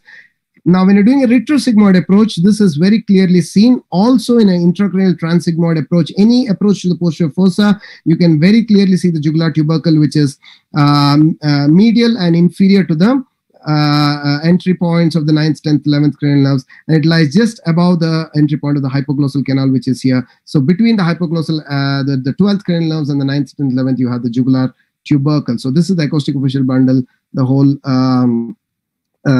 cerebellum and the pons complex is here. This is okay. So let's get on to the next structure, that is the jugular spine. Now, what is the jugular spine? Jugular spine is a small projection of bone coming from the petrous part. I told you the posterior part of the jugular foramen is formed by the jugular process of the occipital bone, but the anterior part of the jugular foramen is formed by the petrous bone. And a small projection from the petrous bone is called the jugular spine. Now, this spine, along with the membranous condensation of the dura, divides this whole jugular foramen into two parts. One is the anteromedial compartment called the pars nervosa, and a posterolateral compartment called the pars vascularis. Now, the anteromedial compartment, this is the anteromedial compartment, houses the 9th cranial nerve and the inferior petrosal sinus opening. So again, this is an inferior view. You see the occipital condyle here, you see the interjugular ridge, or what we call the jugular spine. Now, along with the membranous condensation, it divides the spine divides the jugular foramen into anterior compartment, anteromedial, and posterolateral. The posterolateral compartment has the jugular vein itself, the jugular bulb or the sigmoid sinus becoming the jugular bulb, and then the interjugular vein. So that the venous compartment and the 9th, 10th, and 11th cranial nerve complex is in the lateral compartment. Okay. Now again, these measurements are something I'm going to skip today. Now, this is interesting for me. I think it's something that I would touch upon today. Now, if you look at this picture, which is an inferior view of the jugular foramen, again, we have the carotid canal here. We have the jugular foramen here. We have the spine here. So this is the anteromedial, this is the posterolateral compartment. Now, if you look at this star here, this star stands for the point where the inferior tympanic artery and the tympanic branch of glossopharyngeal nerve, which is a parasympathetic nerve, gets into the middle ear. So the carotid is here. So this is the point where you have two important structures piercing the skull base: inferior tympanic artery, which is a branch of the ascending pharyngeal artery, and the tympanic branch of glossopharyngeal nerve, what we call the Jacobson's nerve, which gets into the promontorial plexus. So both these structures get into this point between the jugular foramen and the carotid canal. Now, why am I stressing on this point is that if you look at the history of the description of glomus tumors and where we are today, you can clearly see that small glomus-like cells or ganglionic cells were first described in the region of the tympanic, inferior tympanic artery, and cross here again in 1878 demonstrated highly vascular glomus tissues along the tympanic branch of the glossopharyngeal nerve, which is called the Jacobson's nerve. And then Guild eventually in 1941 found that 50% of the tissue occurred in the jugular bulb, 25% occurred along the course of this tympanic branch of the glossopharyngeal nerve, also called the Jacobson's nerve, and 25% occurred along the auricular branch of the vagus nerve called the Arnold's nerve. Now, if you actually look at this, why this is interesting for me is that if you look at the origin of glomus tumors or paragangliomas as we know it today, we have origins along this particular points of discovery and along the points of the same foramen which contains the two structures that I just mentioned. So if the tumor arises a little posterior, inferior in the skull base around the jugular foramen, then we know it as tympanojugular paragangliomas, and we are doing some research work on this, and we're going to come out with a paper publication soon saying that these are different probably sites of origin of the same glomus tissue layout that is there in this area. So the glomus tissue layout, as I would call it, lies along the course of the Jacobson's nerve and the inferior tympanic artery, and that is why when you do a glomus tympanicum, what we call tympanomastoid paraganglioma, it's always supplied with the inferior tympanic artery. So the next tumor, the yellow spot, is if there is tumor growth at the area of the entry of these two structures. If there is tumor growth a little posterior inferiorly, it's in the jugular foramen. If there is tumor growth further down the layout of the glomus tissue along the Arnold's nerve, which is a part of the vagus nerve, then you have vagal paraganglioma. So you see how the clump or lump of this glomus tissue, that is our parasympathetic paraganglionic cell rest, that is that lies from the Arnold's nerve inferiorly all the way up to the Jacobson's nerve superiorly, going via the jugular foramen area, is fundamental in ascertaining the sites of origin of these two tumors. Again, glomus jugular, if it is in the center of that path from superior to inferior; glomus tympanicum, if it is taking origin from the superior aspects; and glomus vagale, as we call it, or vagal paragangliomas, if it is arising infero-posteriorly. Now I'm going to slip. So let's go to the topic per se. What are paragangliomas? Paragangliomas, as all of you know, are slow, benign neuroendocrine tumors that arise from the paraganglionic cell rests, which are chromaffin negative glomus cells derived from the embryonic neural crest, functioning as a part of the sympathetic nervous system, which act as vascular chemoreceptors. Now, this is purely theoretical. So, so if you see this particular scan here, you see that this is a well-described paraganglioma, which lies posterior, which is destroying the petrous and the temporal parts of the mastoid tympanic parts of the temporal bone, going all the way inferiorly into the upper neck and into the infratemporal fossa. So what are the classifications? We all know that the skull-base paragangliomas are classified into temporal bone paragangliomas and neck paragangliomas. So temporal bone paragangliomas, as Fish classified, can be divided into tympanomastoid paragangliomas and tympanojugular paragangliomas. The neck paragangliomas can be divided into vagal paragangliomas and then carotid body paragangliomas. So we should stop calling. I always keep telling that, you know, when we know more about the disease, we need to upgrade ourselves and make sure we at least call them by the right names. So we should not be calling these tumors anything other than paragangliomas. And as mentioned in the classification before, it should not be glomus tumors, glomus tympanic, glomus jugulare, peritheliomas, or even vagal chemodectomas. So none of these other terms should be used. They're all misnomers, and what we need to call them is temporal bone or temporal bone paraganglioma or neck paraganglioma. And in that you have tympanomastoid paraganglioma, not glomus tympanicum, and tympanojugular paraganglioma, not glomus jugulare. Again, vagal paragangliomas are not carotid body tumors. It's very common to call all these carotid body paragangliomas as carotid body tumors. No, we should start moving away from our old habits and call them carotid body paragangliomas. Now, we all know, now what we are focusing today is the C class.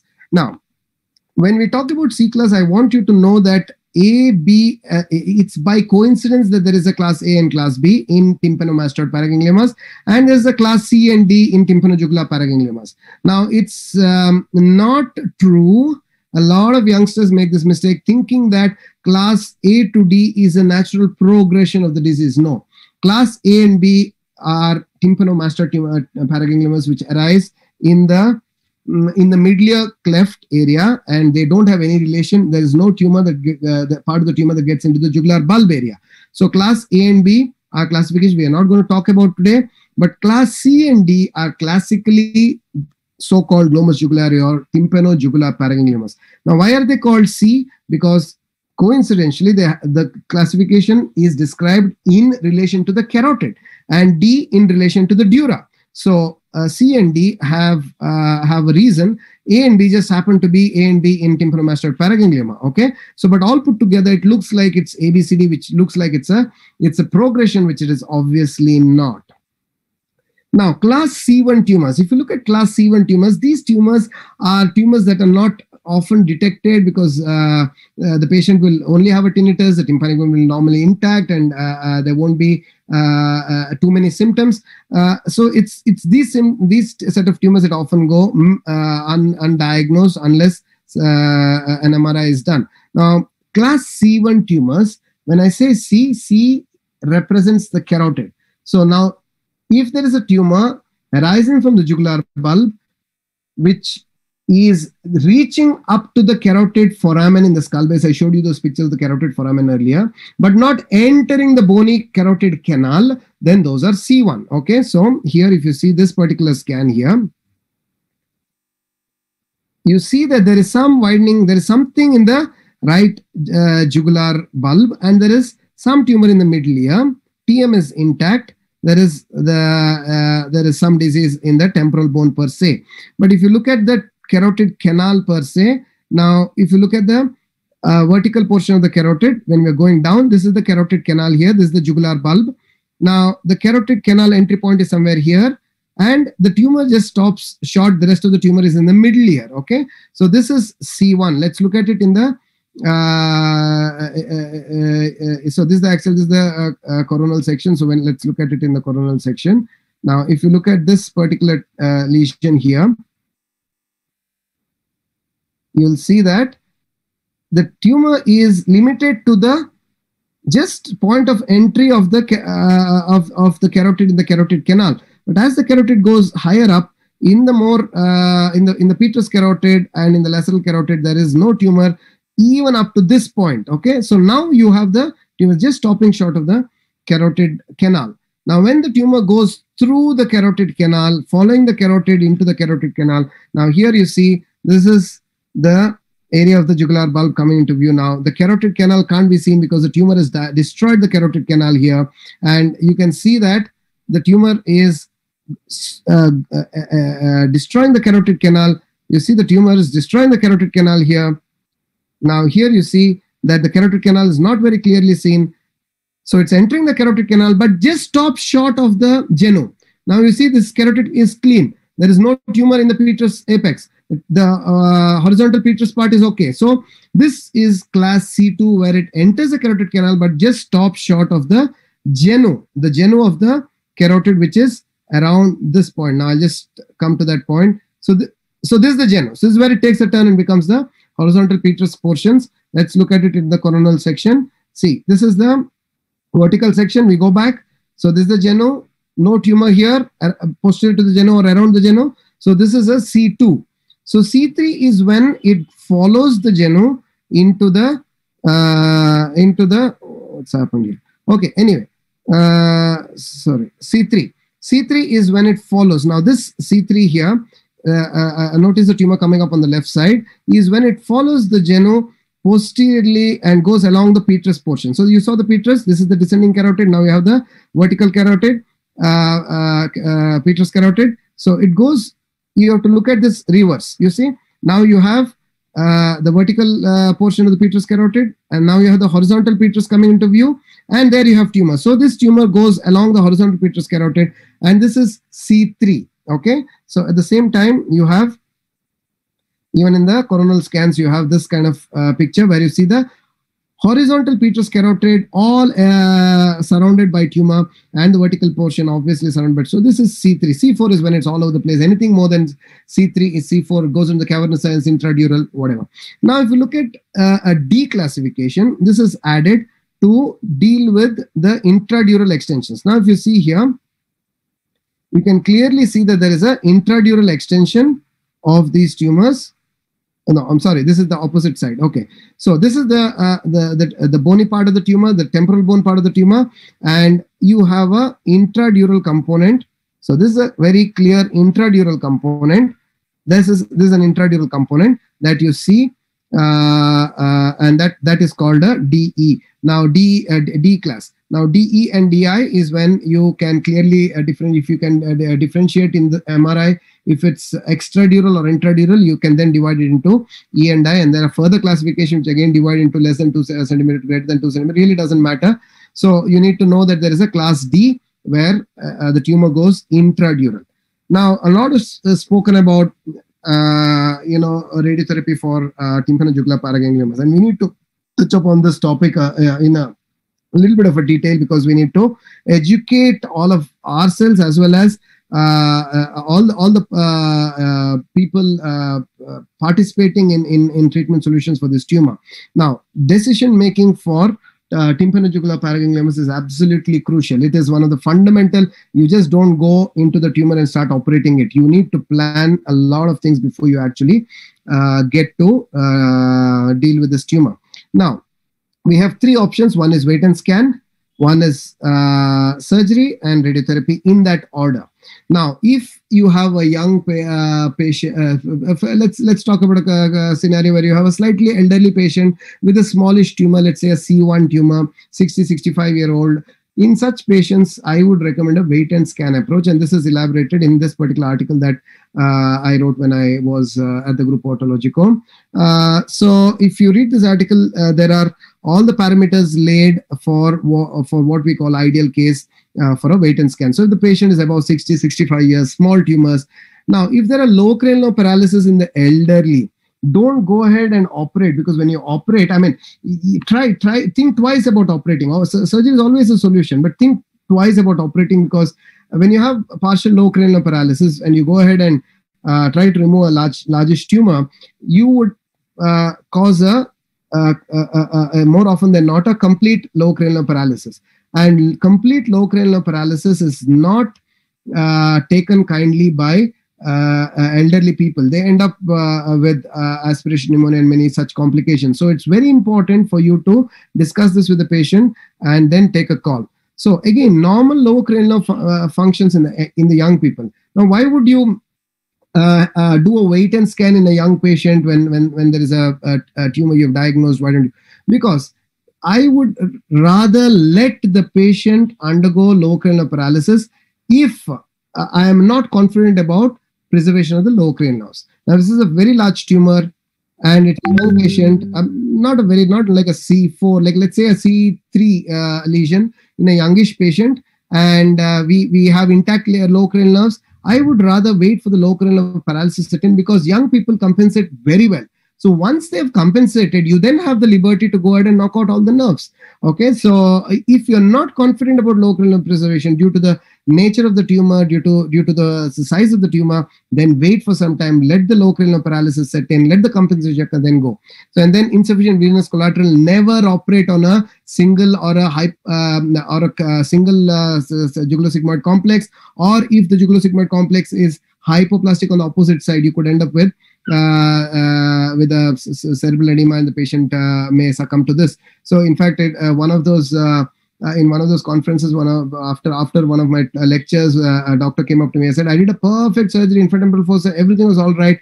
absolutely no problems. I did a post-op scan immediately on the same day as surgery. Everything was all right, but in the post-op period, the patient developed a complication. Patient died. I really don't know what happened. I said, did you look for the opposite jugular-sigmoid complex? And when this person went back and reviewed the scans, he saw that there was a hypoplastic opposite jugular-sigmoid complex. In such a case, you are operating on the only jugular-sigmoid complex. You'll have to be careful. Poor general conditions obviously is another reason. Now, in this paper that we published, we saw that why is wait and scan important? Why should you just not plunge into surgery or radiotherapy? The first thing is, a lot of these tumors are slow-growing tumors. They grow at a rate of less than 1 millimeter per year. So when we followed up all the patients that we put on wait and scan, we saw that the tumor was stable in 92% of the tumors when followed up for less than 3 years. When followed between 3 and 5 years, the tumor was stable or even regressed in 83% of the patients. And when the tumor follow-up was for a longer period of time, there was a drop in tumor stability or regression. And in all these patients that were put on wait and scan at the Gruppo Oncologico, the growth was not sudden. So it's not like there'll be an internal bleeding and there, massive complications occur. So these tumors always grow slowly and they do not cause sudden complications. Now, the next option is radiotherapy. Yes, if radiotherapy was a great option, why would surgery be considered at all?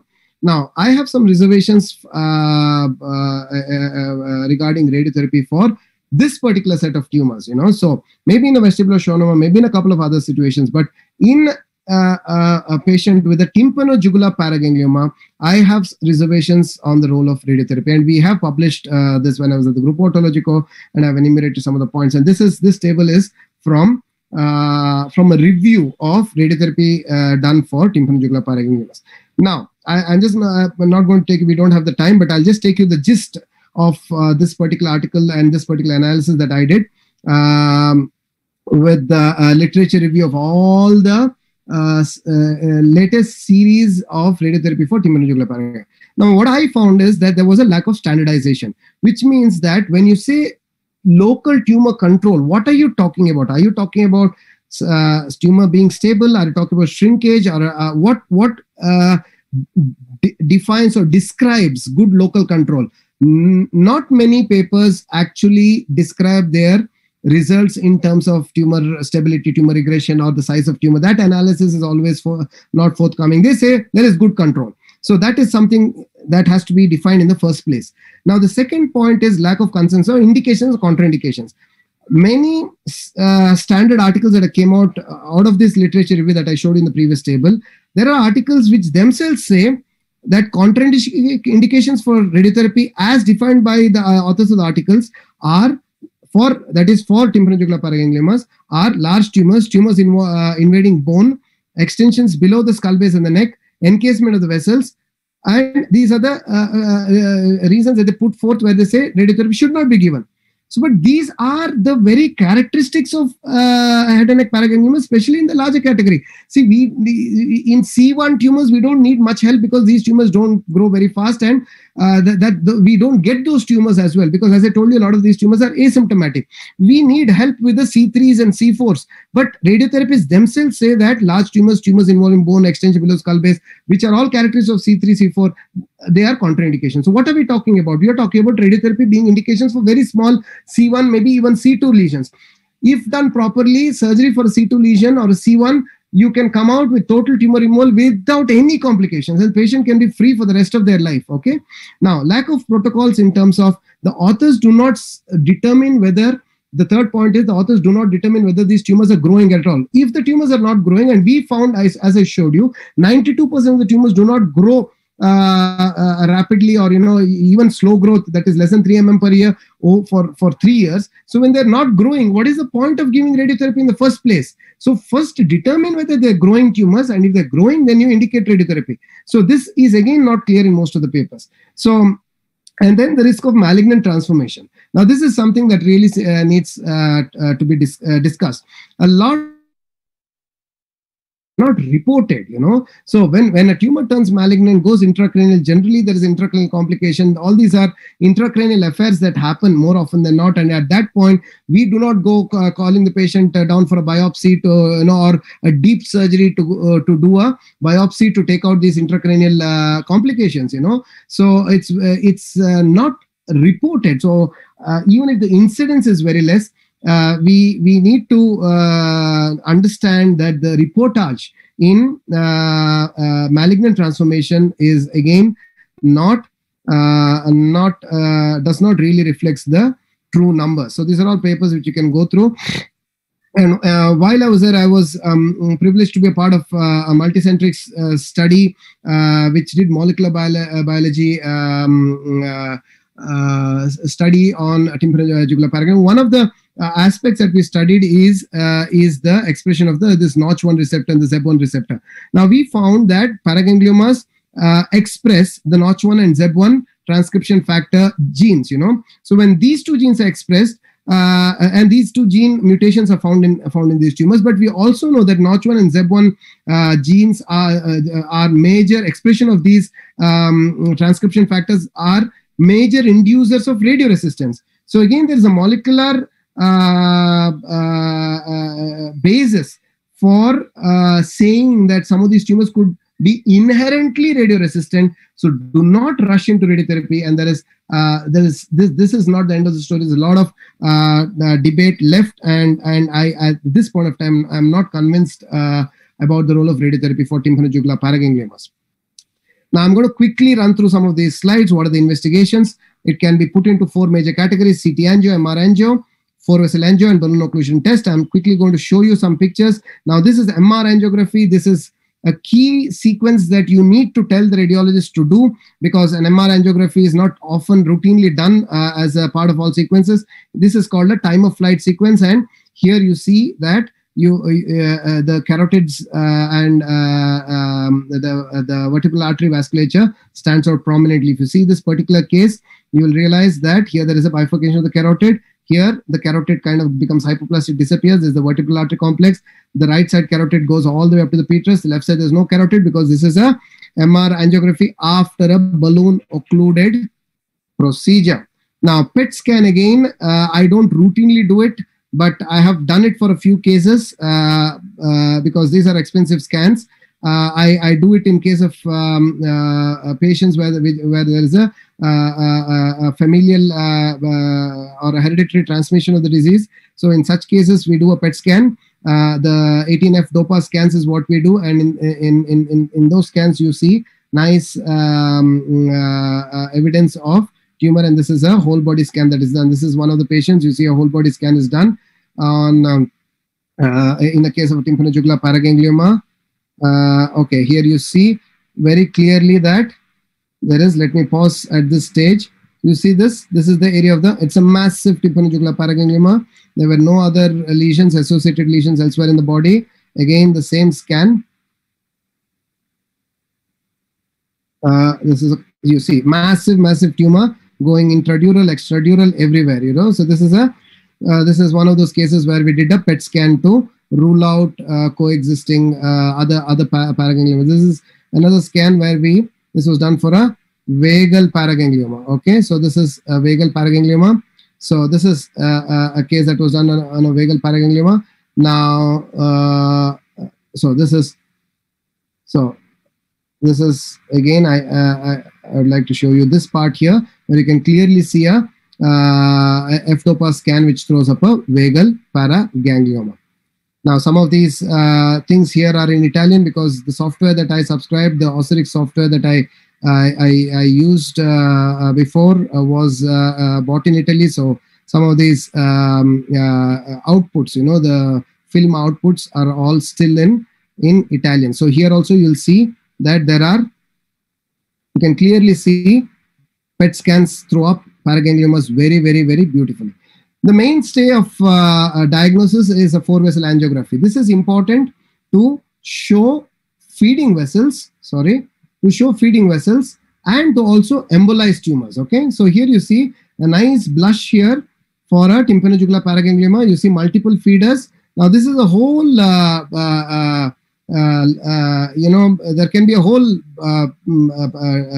seminar on what are the feeders to these and how they should be managed. I don't think I can deal with everything, but suffice it to say that these feeders have to be closed before every surgery. Now, this case here clearly shows that before embolization, there was a tumor blush. There's ascending pharyngeal artery. One of the feeders, this is the same patient where there was a massive tumor. And this is after embolization. You see that blush has completely disappeared. And you see that there is practically no blush. And that is after embolization. Now, I do all my 4-vessel angiography one day before the surgery, which is when I also do the embolization. Now, balloon occlusion test. Now, if the tumor is surrounding the carotid by 360 degree, you need to do a balloon occlusion test. So I showed this picture before. A balloon, I'll just quickly go into how the balloon occlusion is done. Now you look at this. So what we do, earlier what I learned at the group O was to do the Marta's test, alcohol, which is a manual cross compression test. I don't do that anymore after I've come here. What we do with our neuroradiologist is we pass a catheter through the femoral artery. We put a balloon into the vessel to be tested. Yes, 30 minutes recording. And then we record the vitals. And sir, what is your name? And we see if the patient is reacting or if there is any event during the balloon occlusion. Can you show me your tongue? Okay, say E, show me your teeth. Okay. So at this point of time, the balloon is inflated and is obstructing or occluding the ipsilateral carotid. At this point, you see that the patient is half through. Open, make a fist, bring it down slowly. Can you move your feet? The feet are being moved, and this is in the cath lab during the balloon occlusion. Now this is the EEG. We do a EEG. Sir, what is your name? Can you show me your tongue? Okay, say. So the same thing that was done here. So it's the same voice. So at the same time, the EEG is recorded, and if there are no events within 30 minutes, and we also bring in a hypotension, and if during hypotension there is no problem, then we can assume that this is safe for balloon occlusion. Now, if a balloon occlusion can't be done, the only other option is to stent the carotid. Now, stent is like obviously passing a pipe. It's like any other stent through the carotid. So about 1 to 3 stents are passed in overlapping fashion of the ipsilateral carotid. खाली चिदानंद को अगर जा रहा है somebody talking, so I guess that has to be muted. So in this case, I have stented the carotid. If you see here, the dye is injected, and if you see that there is a intraluminal stent, it's very faint, but you can clearly see the stent in the whole carotid that has been applied to one of my patients. And again, a discussion on this is going to. So here also you can see that these are all very lengthy discussions. I don't think I can finish it off in 1 hour. You can clearly see this stent. You can, at this point, you can see in the vertical portion of the carotid, and now in the horizontal petrous of the portion of the carotid also, you can see the stent clearly. Now here you can see the stent very, very clearly being laid in the horizontal petrous portions of the carotid and going up to the paraclavial carotid that was described by Janki sir. So you see this, it's going right up to the paraclavial carotid, and the stent has been applied. Now, again, another DSA after stenting, you can clearly see the 3 dots here. All this is evidence of a stent inside the carotid. I'll skip some of these things. These are all papers that I wrote in, during my, learning times at the group O. So I will quickly take you through a video and then one case. So moderators, if I can have another 7 minutes, 5 minutes or 7 minutes, that should be okay. Do I have that kind of time? Yes, sir. We are doing good. We have about 15 minutes, sir. Great, wonderful. So I'm known to go beyond my time stipulation. So please stop me whenever you think it's time to put a stop to this. Okay. Right. So this is an infratemporal fossa approach. This is a dissection that I did in the Turkish National ENT conference, where I was called as a guest.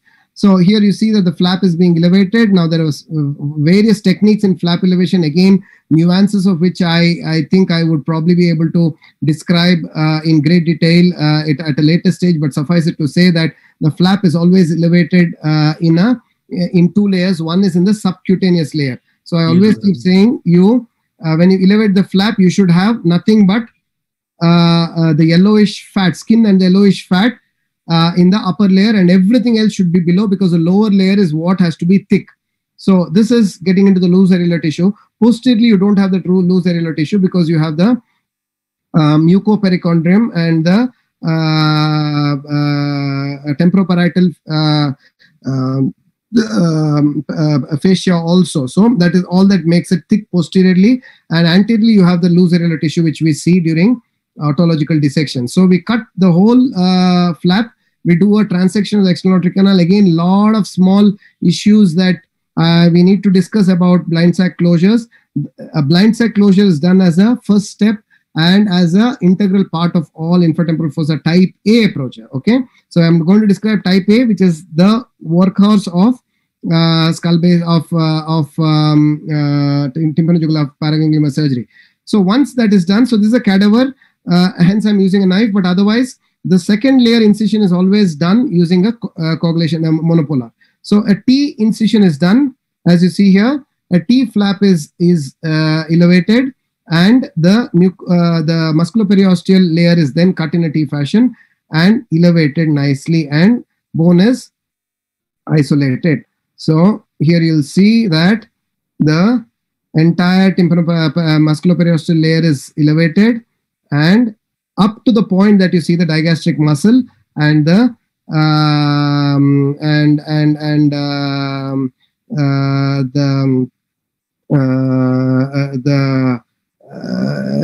you go right up to the digastric muscle, and then you cut the you elevate the sternocleidomastoid muscle completely as a single flap. So now your second layer and the sternocleidomastoid muscle all has to be elevated as a single layer, exposing the whole posterior triangle and the temporal bone. So this is how you elevate. Now you go into the dissection of the neck. The great vessels are then exposed. This is quite an easy task for somebody who does head and neck quite routinely. So the first structure that you see is always you have to palpate the transverse process of C1. So the transverse process of C1 is palpated, and the interjugular vein is just anterior to the transverse process of C1. You can also see the occipital artery that traverses the upper neck into the posterior triangle. Okay. So now you come to the blind sac closure, and the blind sac closure is not shown here in this dissection. We go into drilling of the temporal bone directly.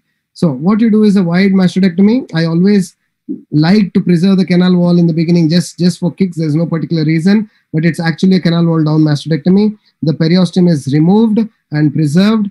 The entire mastoid tip along with all of the mastoid bone is drilled out completely. Middle fossa dural plate, sigmoid sinus plate. Here you have to preserve the middle fossa dural plate. Very unlikely that any tumor penetrates the middle fossa dura. So the middle fossa dura is preserved, and more importantly, the labyrinthine block.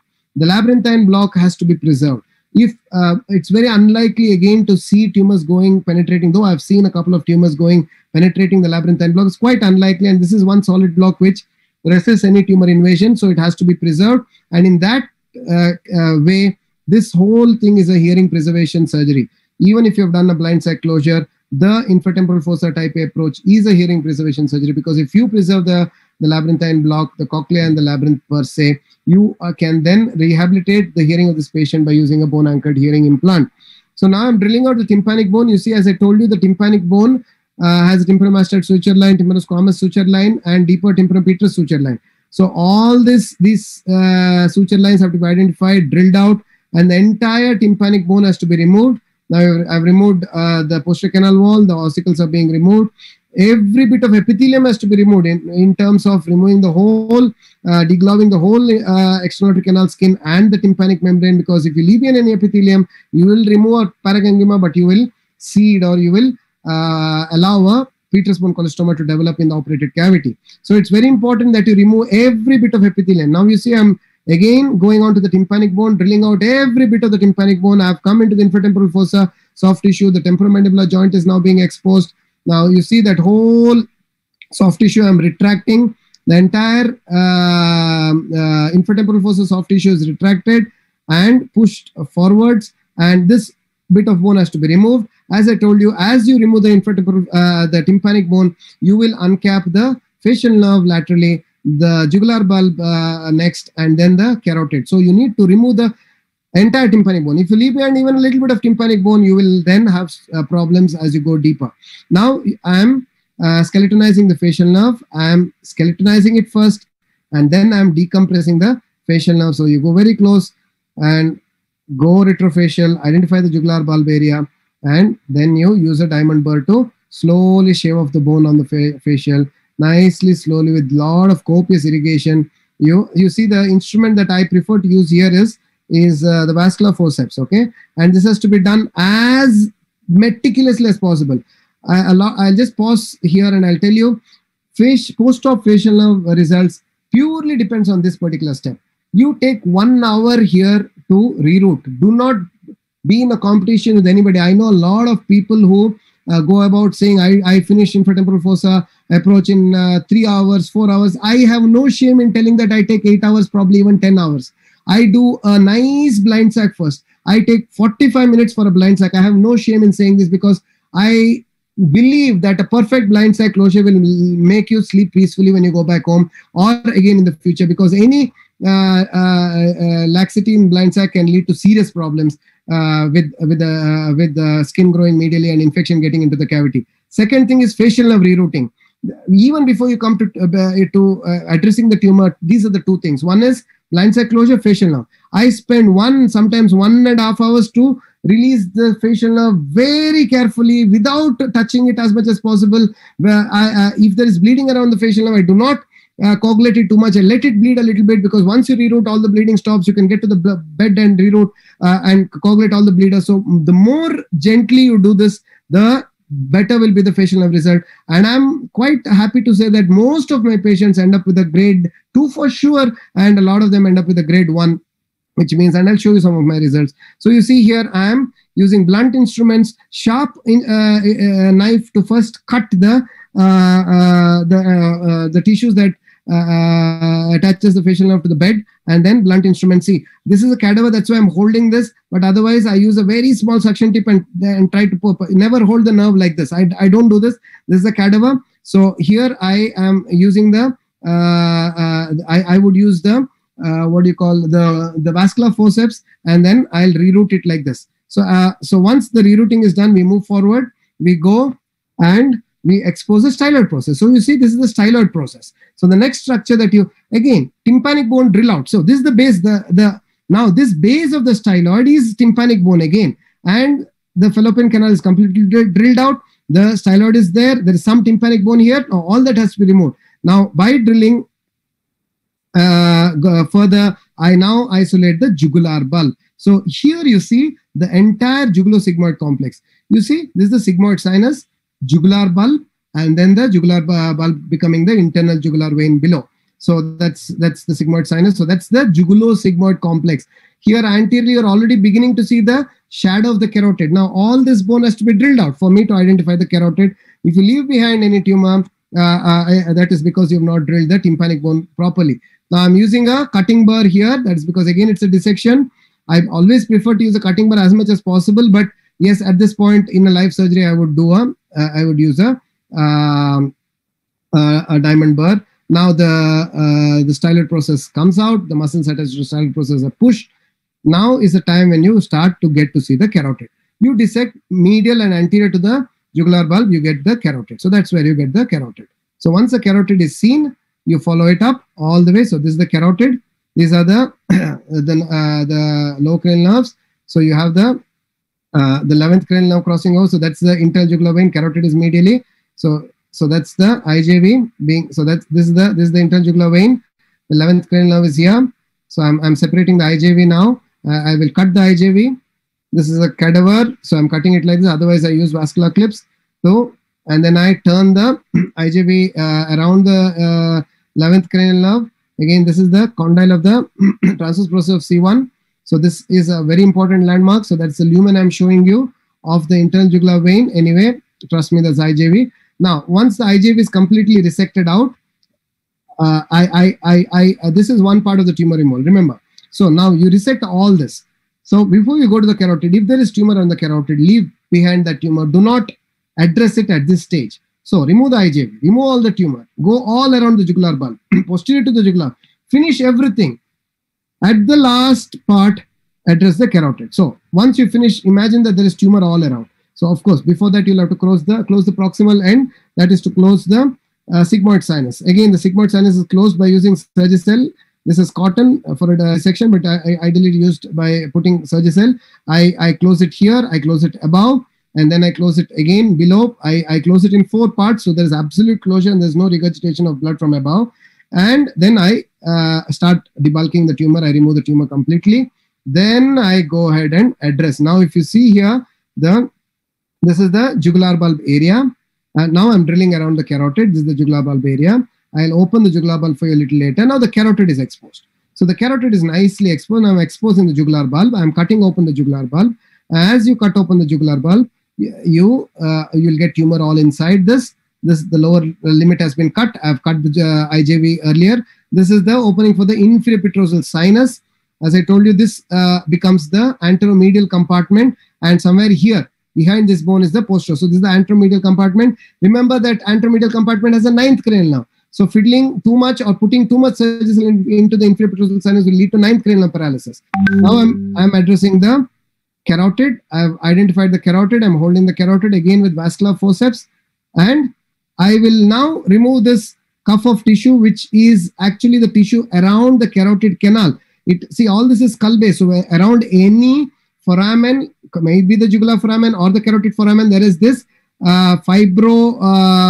vascular cuff of tissue. So that has to be resected out. So you in the beginning, you may get a little lost in this area because there'll be tumor, there'll be fibrous bands. So, but eventually you'll get to understand how to navigate your dissection along the carotid. So now I am completely isolating the carotid. I'm drilling posterior. So this is carotid. This is the petrous carotid. This is the parapharyngeal carotid.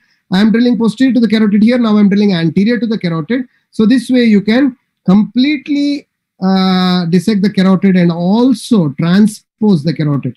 So you see here I'm drilling posterior to the carotid. The carotid is a fairly tough structure. You don't really have to worry so much like we used to do before. Yes, but of course that requires that comes with a caveat that kind of statement comes with a caveat that you need to have done a lot of dissections and then have your foot firmly in the ground of skull base surgery before you make that statement. So the carotid is completely isolated now. It can be moved around, pushed around.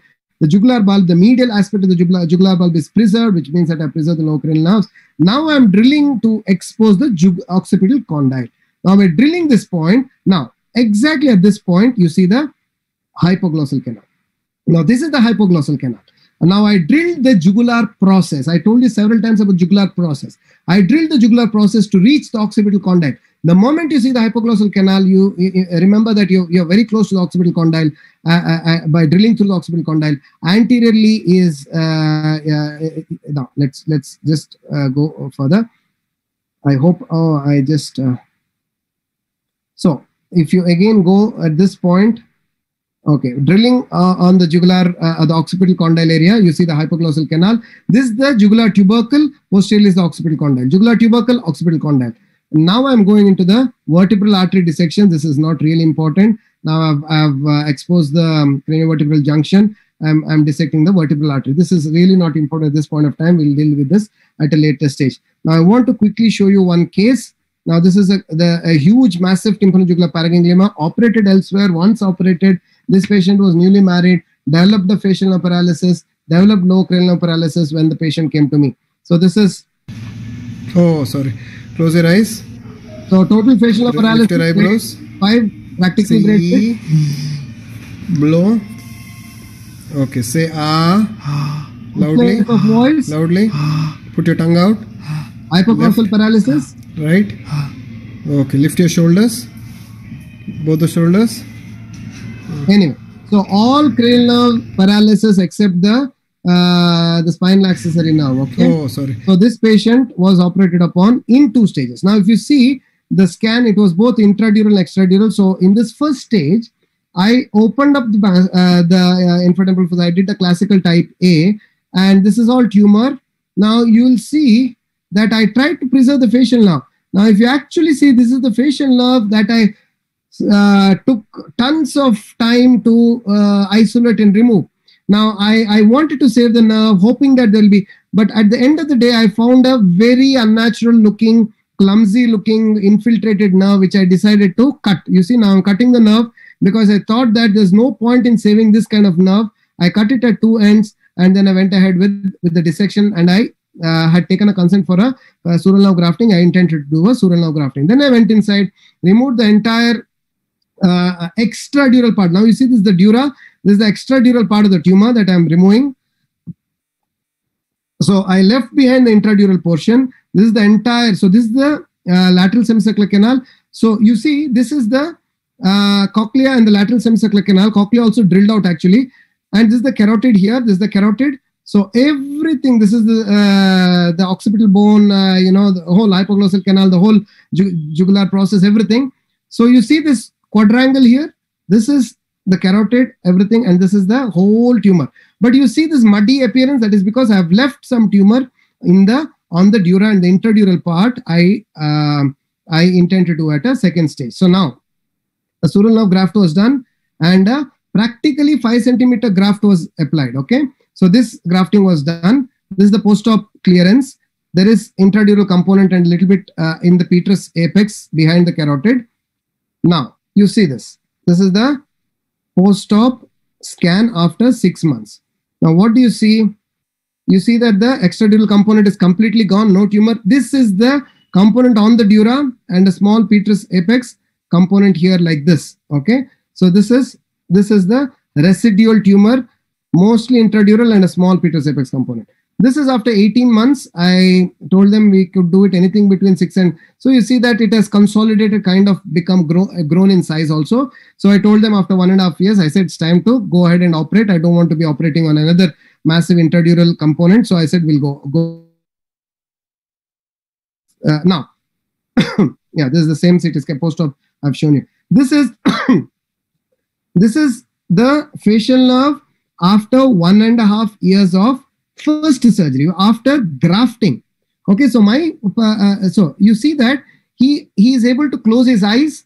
You see, he is able to close his eyes, and he has not undergone a lid implant. Remember, a lot of people show eye closure after lid implant. This is not after lid implant. This is without lid implant. He is able to close, which means that, and facial functions have steadily covered. In a normal, you see the normal face, practically normal, smile is fairly good. So I would call this HB grade 3. So on a 6 centimeter grafted nerve, he's come to grade 3, and this shows that nerve grafts work. Now look at the lower cranial nerves. Lower cranial nerves are compensated. All his voice is back. This is a stroboscopy done after 6 months.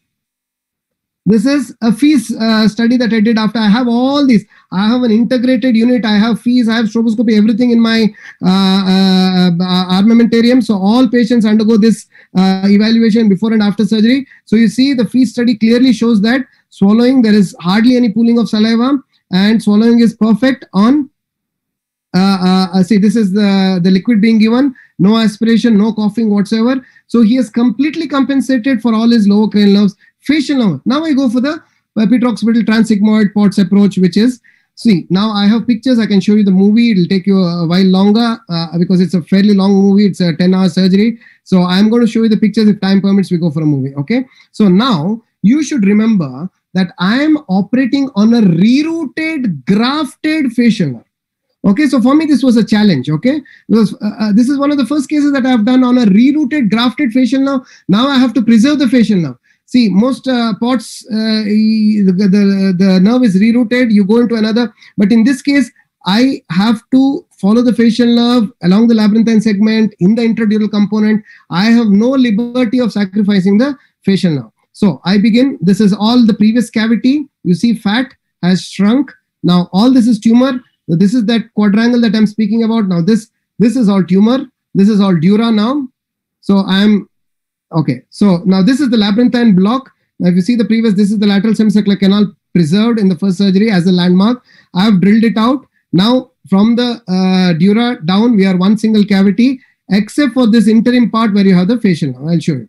Now as I removed, now you see the facial nerve. So this is the internal artery meatus part of the facial nerve. All this is tumor. So this is tumor around the facial nerve. This is tumor, this is tumor, this is tumor, this is tumor, this is tumor. This anteriorly yellow fat which I put in the first surgery, all this is intracranial tumor. Now I have to save the facial nerve. So I go dissecting the tumor. I go intradural. This is the tumor attached to the dura. I am now in the posterior fossa. I have to remove all parts of the tumor.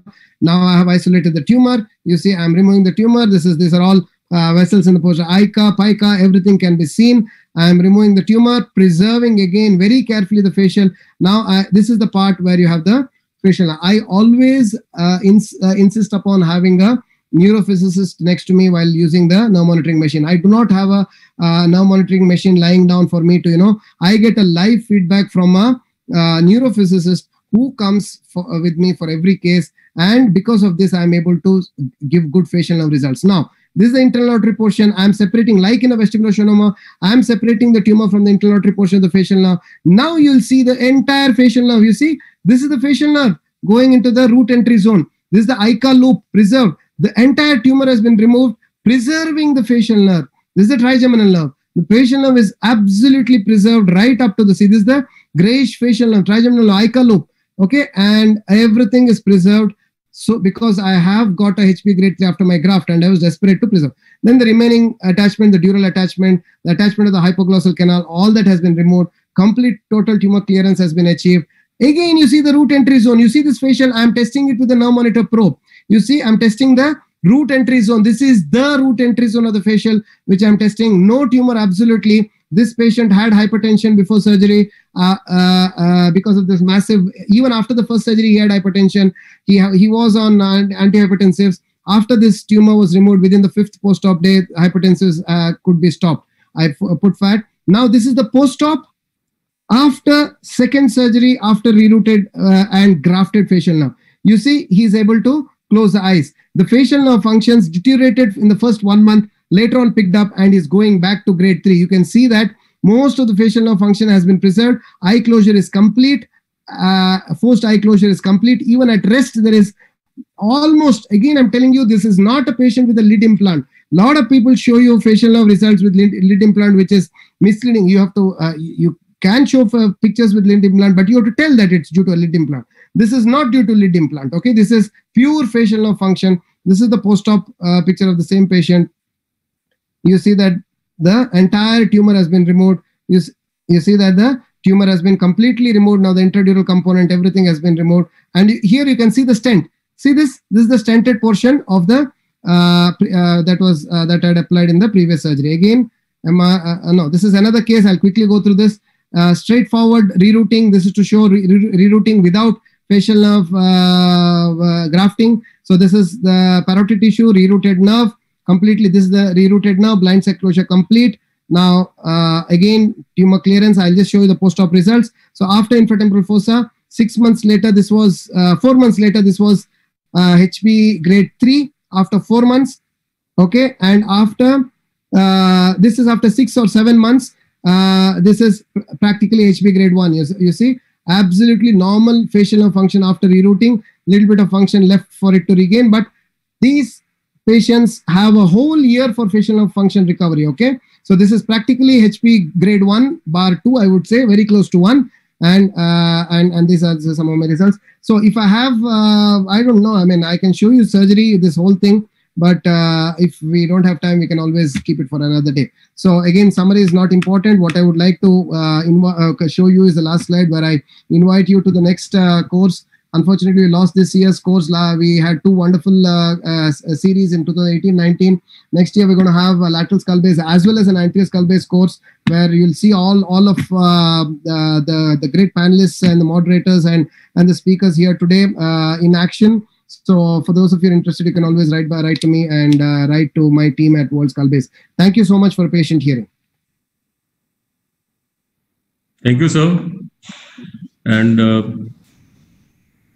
your talk has been very informative and exhaustive, I must say. The anatomy you showed and the areas you went in were mesmerizing. And I'm sure that not only PGs, but the consultants will have a lot to learn from this. And I truly believe that your videos and your work will inspire the budding generation of ENT surgeons to take up skull base as a next super specialty. Thank you, Dr. Lavnish. Thank you so much. Thank you, sir. And I thank the AOI for this wonderful session. And I give back mic to Dr. Yogesh Dabholkar. Yes, thank you, Lavnish. Excellent talk, Dr. Sampath. And I think we can take questions now for combined questions. Dr. Lavnish, you have any questions for? Yes, there is a question. What are the symptoms of tympanomastoid paragangiomas? And when a clinician should suspect that patient may have this pathology, and what are the clinical findings, and what is the first investigation? See, it's a very interesting question. I mean, see, the answer to that may seem quite simple for people doing skull base surgeries, but let me tell you this.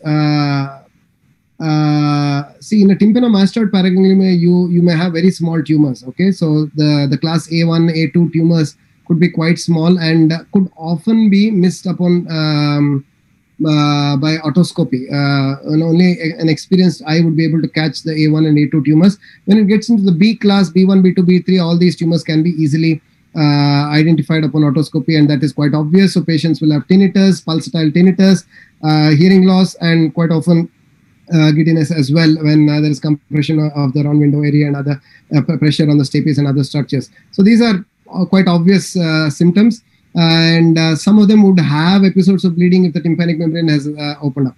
But my particular statement or my observation in this regard would be, and since this topic is on tympanojugular paragangliomas, I would like to draw your attention to C1 tympanojugular paragangliomas. Now, I see that there is a hesitancy by ENT surgeons to get a scan done, be it CT or even MRI, for any symptoms in the ear, otology, or skull base. So there's a certain trend that continues to this day, where we examine the patient clinically and then we give drugs. So our tendency to lean towards radiological investigations, I would say, is a little, or our threshold is a little high, I would say. Now, this is not so with neurosurgeons. So whenever, or neurologists, neurosurgeons, so I see a lot of referrals coming from the neurosurgeons, neurologists, rather than from the ENT surgeons. I would say, I mean, I get a fair amount of referrals from ENT surgeons as well, but the reason why they get more referrals is because they scan patients left, right, and center. I mean, I don't think there's very little that very few neurosurgeons who would probably entertain a patient with suspected anything without a scan. So first thing would be a radiological scan. Now, when it comes to a C1 tympanojugular paragangliomas, again, just a CT is not enough. You need to do an MRI.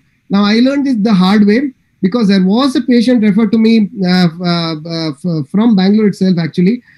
So this was referred to me as a diagnosed case of tympanomastoid paraganglioma, and it looked so. Now, it was CT scanned, MRI was not done. This patient unfortunately happened to be from Australia, who had come all the way here. I did the surgery. So this patient was referred to me as a tympanomastoid paraganglioma, CT scan done. Nice tumor. The jugular bulb in CT scan looks intact. No real reason for me to ask for MRI. And I also did this mistake of deviating from my protocol, where I asked for MRI for all my skull-based tumors. So I went ahead, removed, and you won't believe, I have pictures of this. I saw a nice jugular bulb. I could separate the tumor from the jugular bulb, very high, big jugular bulb actually. And I separated the tumor. I said, wow, fantastic, blindside closure. And this patient went to Australia, and after a year, comes back to me, or got in touch back with me, saying that now there is a tumor in the jugular foramen, jugular bulb. This is one case I completely missed, because I kind of deviated from my protocol of not doing an MRI for a so-called tympanomastoid B1, B2 paraganglioma. That was the only case where I did not do an MRI, and then I got stuck. Okay, so and even intraoperatively, I had no reason to believe it was a tympanojugular because the dome of the jugular bulb was nicely evident, and I came off operating. And if you show that, I should have put it probably in this presentation. It's in the presentation of tympanomastoid paraganglioma, and that turns out to be a tympanojugular paraganglioma with a small growth in the jugular bulb, and the ear is clean. You know, there's no protrusion into the middle ear, nothing. The operated area where I put fat, everything is all right, but when the follow-up scan was done, they picked up an MRI was done, not a CT. And post-op also I did a CT, not MRI. All mistakes, you see. So that is, I confess, of having missed a C1 tympanojugular paraganglioma and thinking it to be a tympanomastoid. Do a MRI, not a CT is not enough. Do an MRI, you know. So if you don't want to see this patient, I convinced, you know, we had a nice discussion, educated patient who was quite friendly with me, but I could have very well been sued for missing that out, isn't it? So, so you have to, for the benefit of yourself as well as the patient, scan, think of scanning, and do not keep high thresholds for CT or even an MRI. So what are the common investigations that you have in your list that you have to do it? CT MRI for all, unless it is a case of a skull base osteomyelitis, there also I do ask for an MRI. In skull base osteomyelitis, if I 50% of my cases get an MRI because there's always a infratemporal fossa component, there's always a parotid abscess, infratemporal fossa abscess, so vertebral artery abscess. I've just seen just about anything. So even there, but maybe skull base osteomyelitis is probably the only lesion in the skull base where I don't ask for an MRI. Okay, and maybe what do you say, T1, T2 lesions of the external aortic canal, which are suspected malignancies, you know. So there also I may not ask for an MRI if I think that if it's a smallish lesion, but every other tumor in the skull base I ask for an MRI. Again, be it anterior, be it lateral, I ask for an MRI. Okay, sir. Thank you so much. Thank you. Yogesh. Thank you, Dr. Sampath. Thank you, Lavnish. It was a very interesting session, and for the postgraduates, I'm sure they'll benefit with the insightful talks on skull base. Both anterior and lateral skull base were covered, and it was really very wonderful session. I thank again Dr. Narayan Janki Raman and Dr. Sampath Chandra Prasad, our eminent faculties. I thank our moderators, Dr. Lavnish Kumar Gupta and Dr. Rajan Bhargav. And I thank Dr. Reddy's for giving this platform. I'm sure all of the postgraduates will benefit a lot because of this AOI web series. I thank Dr. Samir Bhargav, our President of Association of Otolaryngologists of India. I thank Dr. Bharti Madam, President-elect, and our Secretary, Dr. Kaushal Seth. And I thank all the delegates for logging in and attending this session. Thank you. Vimlesh? Yes, sir. Anything else? No, sir. In fact, the total... Bharti? Hello. Hi. Yes, yes. Hello. I thank everyone. Hello. It was a nice lecture series we had. I enjoyed. So just to update, we have crossed 3,700 total registration. Yeah. And till the first talk got over, we were around 250, sir. Very good. Good. I've not seen now, but during at the end of first talk somewhere it was 250. Yeah. So thank you very much, Sampath sir, Lavnish sir. Thanks a lot. And once again, you can remind all the PGs who have missed the previous talks. All the talks till last talk, everything has been updated on the AOI YouTube page. Yeah. Sure. Thank you. Okay. I thank Sampath. Sampath, it was great. Thank you. Sure. Thank you. Yeah. So much, ma'am. Thank you. Thank you, Janki. Thank you, Sampath. Bye, Yogesh. Thank you, ma'am. Have a good day. Yeah, bye, madam. Thank you. Thank you, Rajan sir. Bye, moderators. Thank you. Thank you, Lavnish sir. Thank you. Thank you, sir. Thank you. Thank you. Good night, sir. Good night. Good night. Good night. Good night.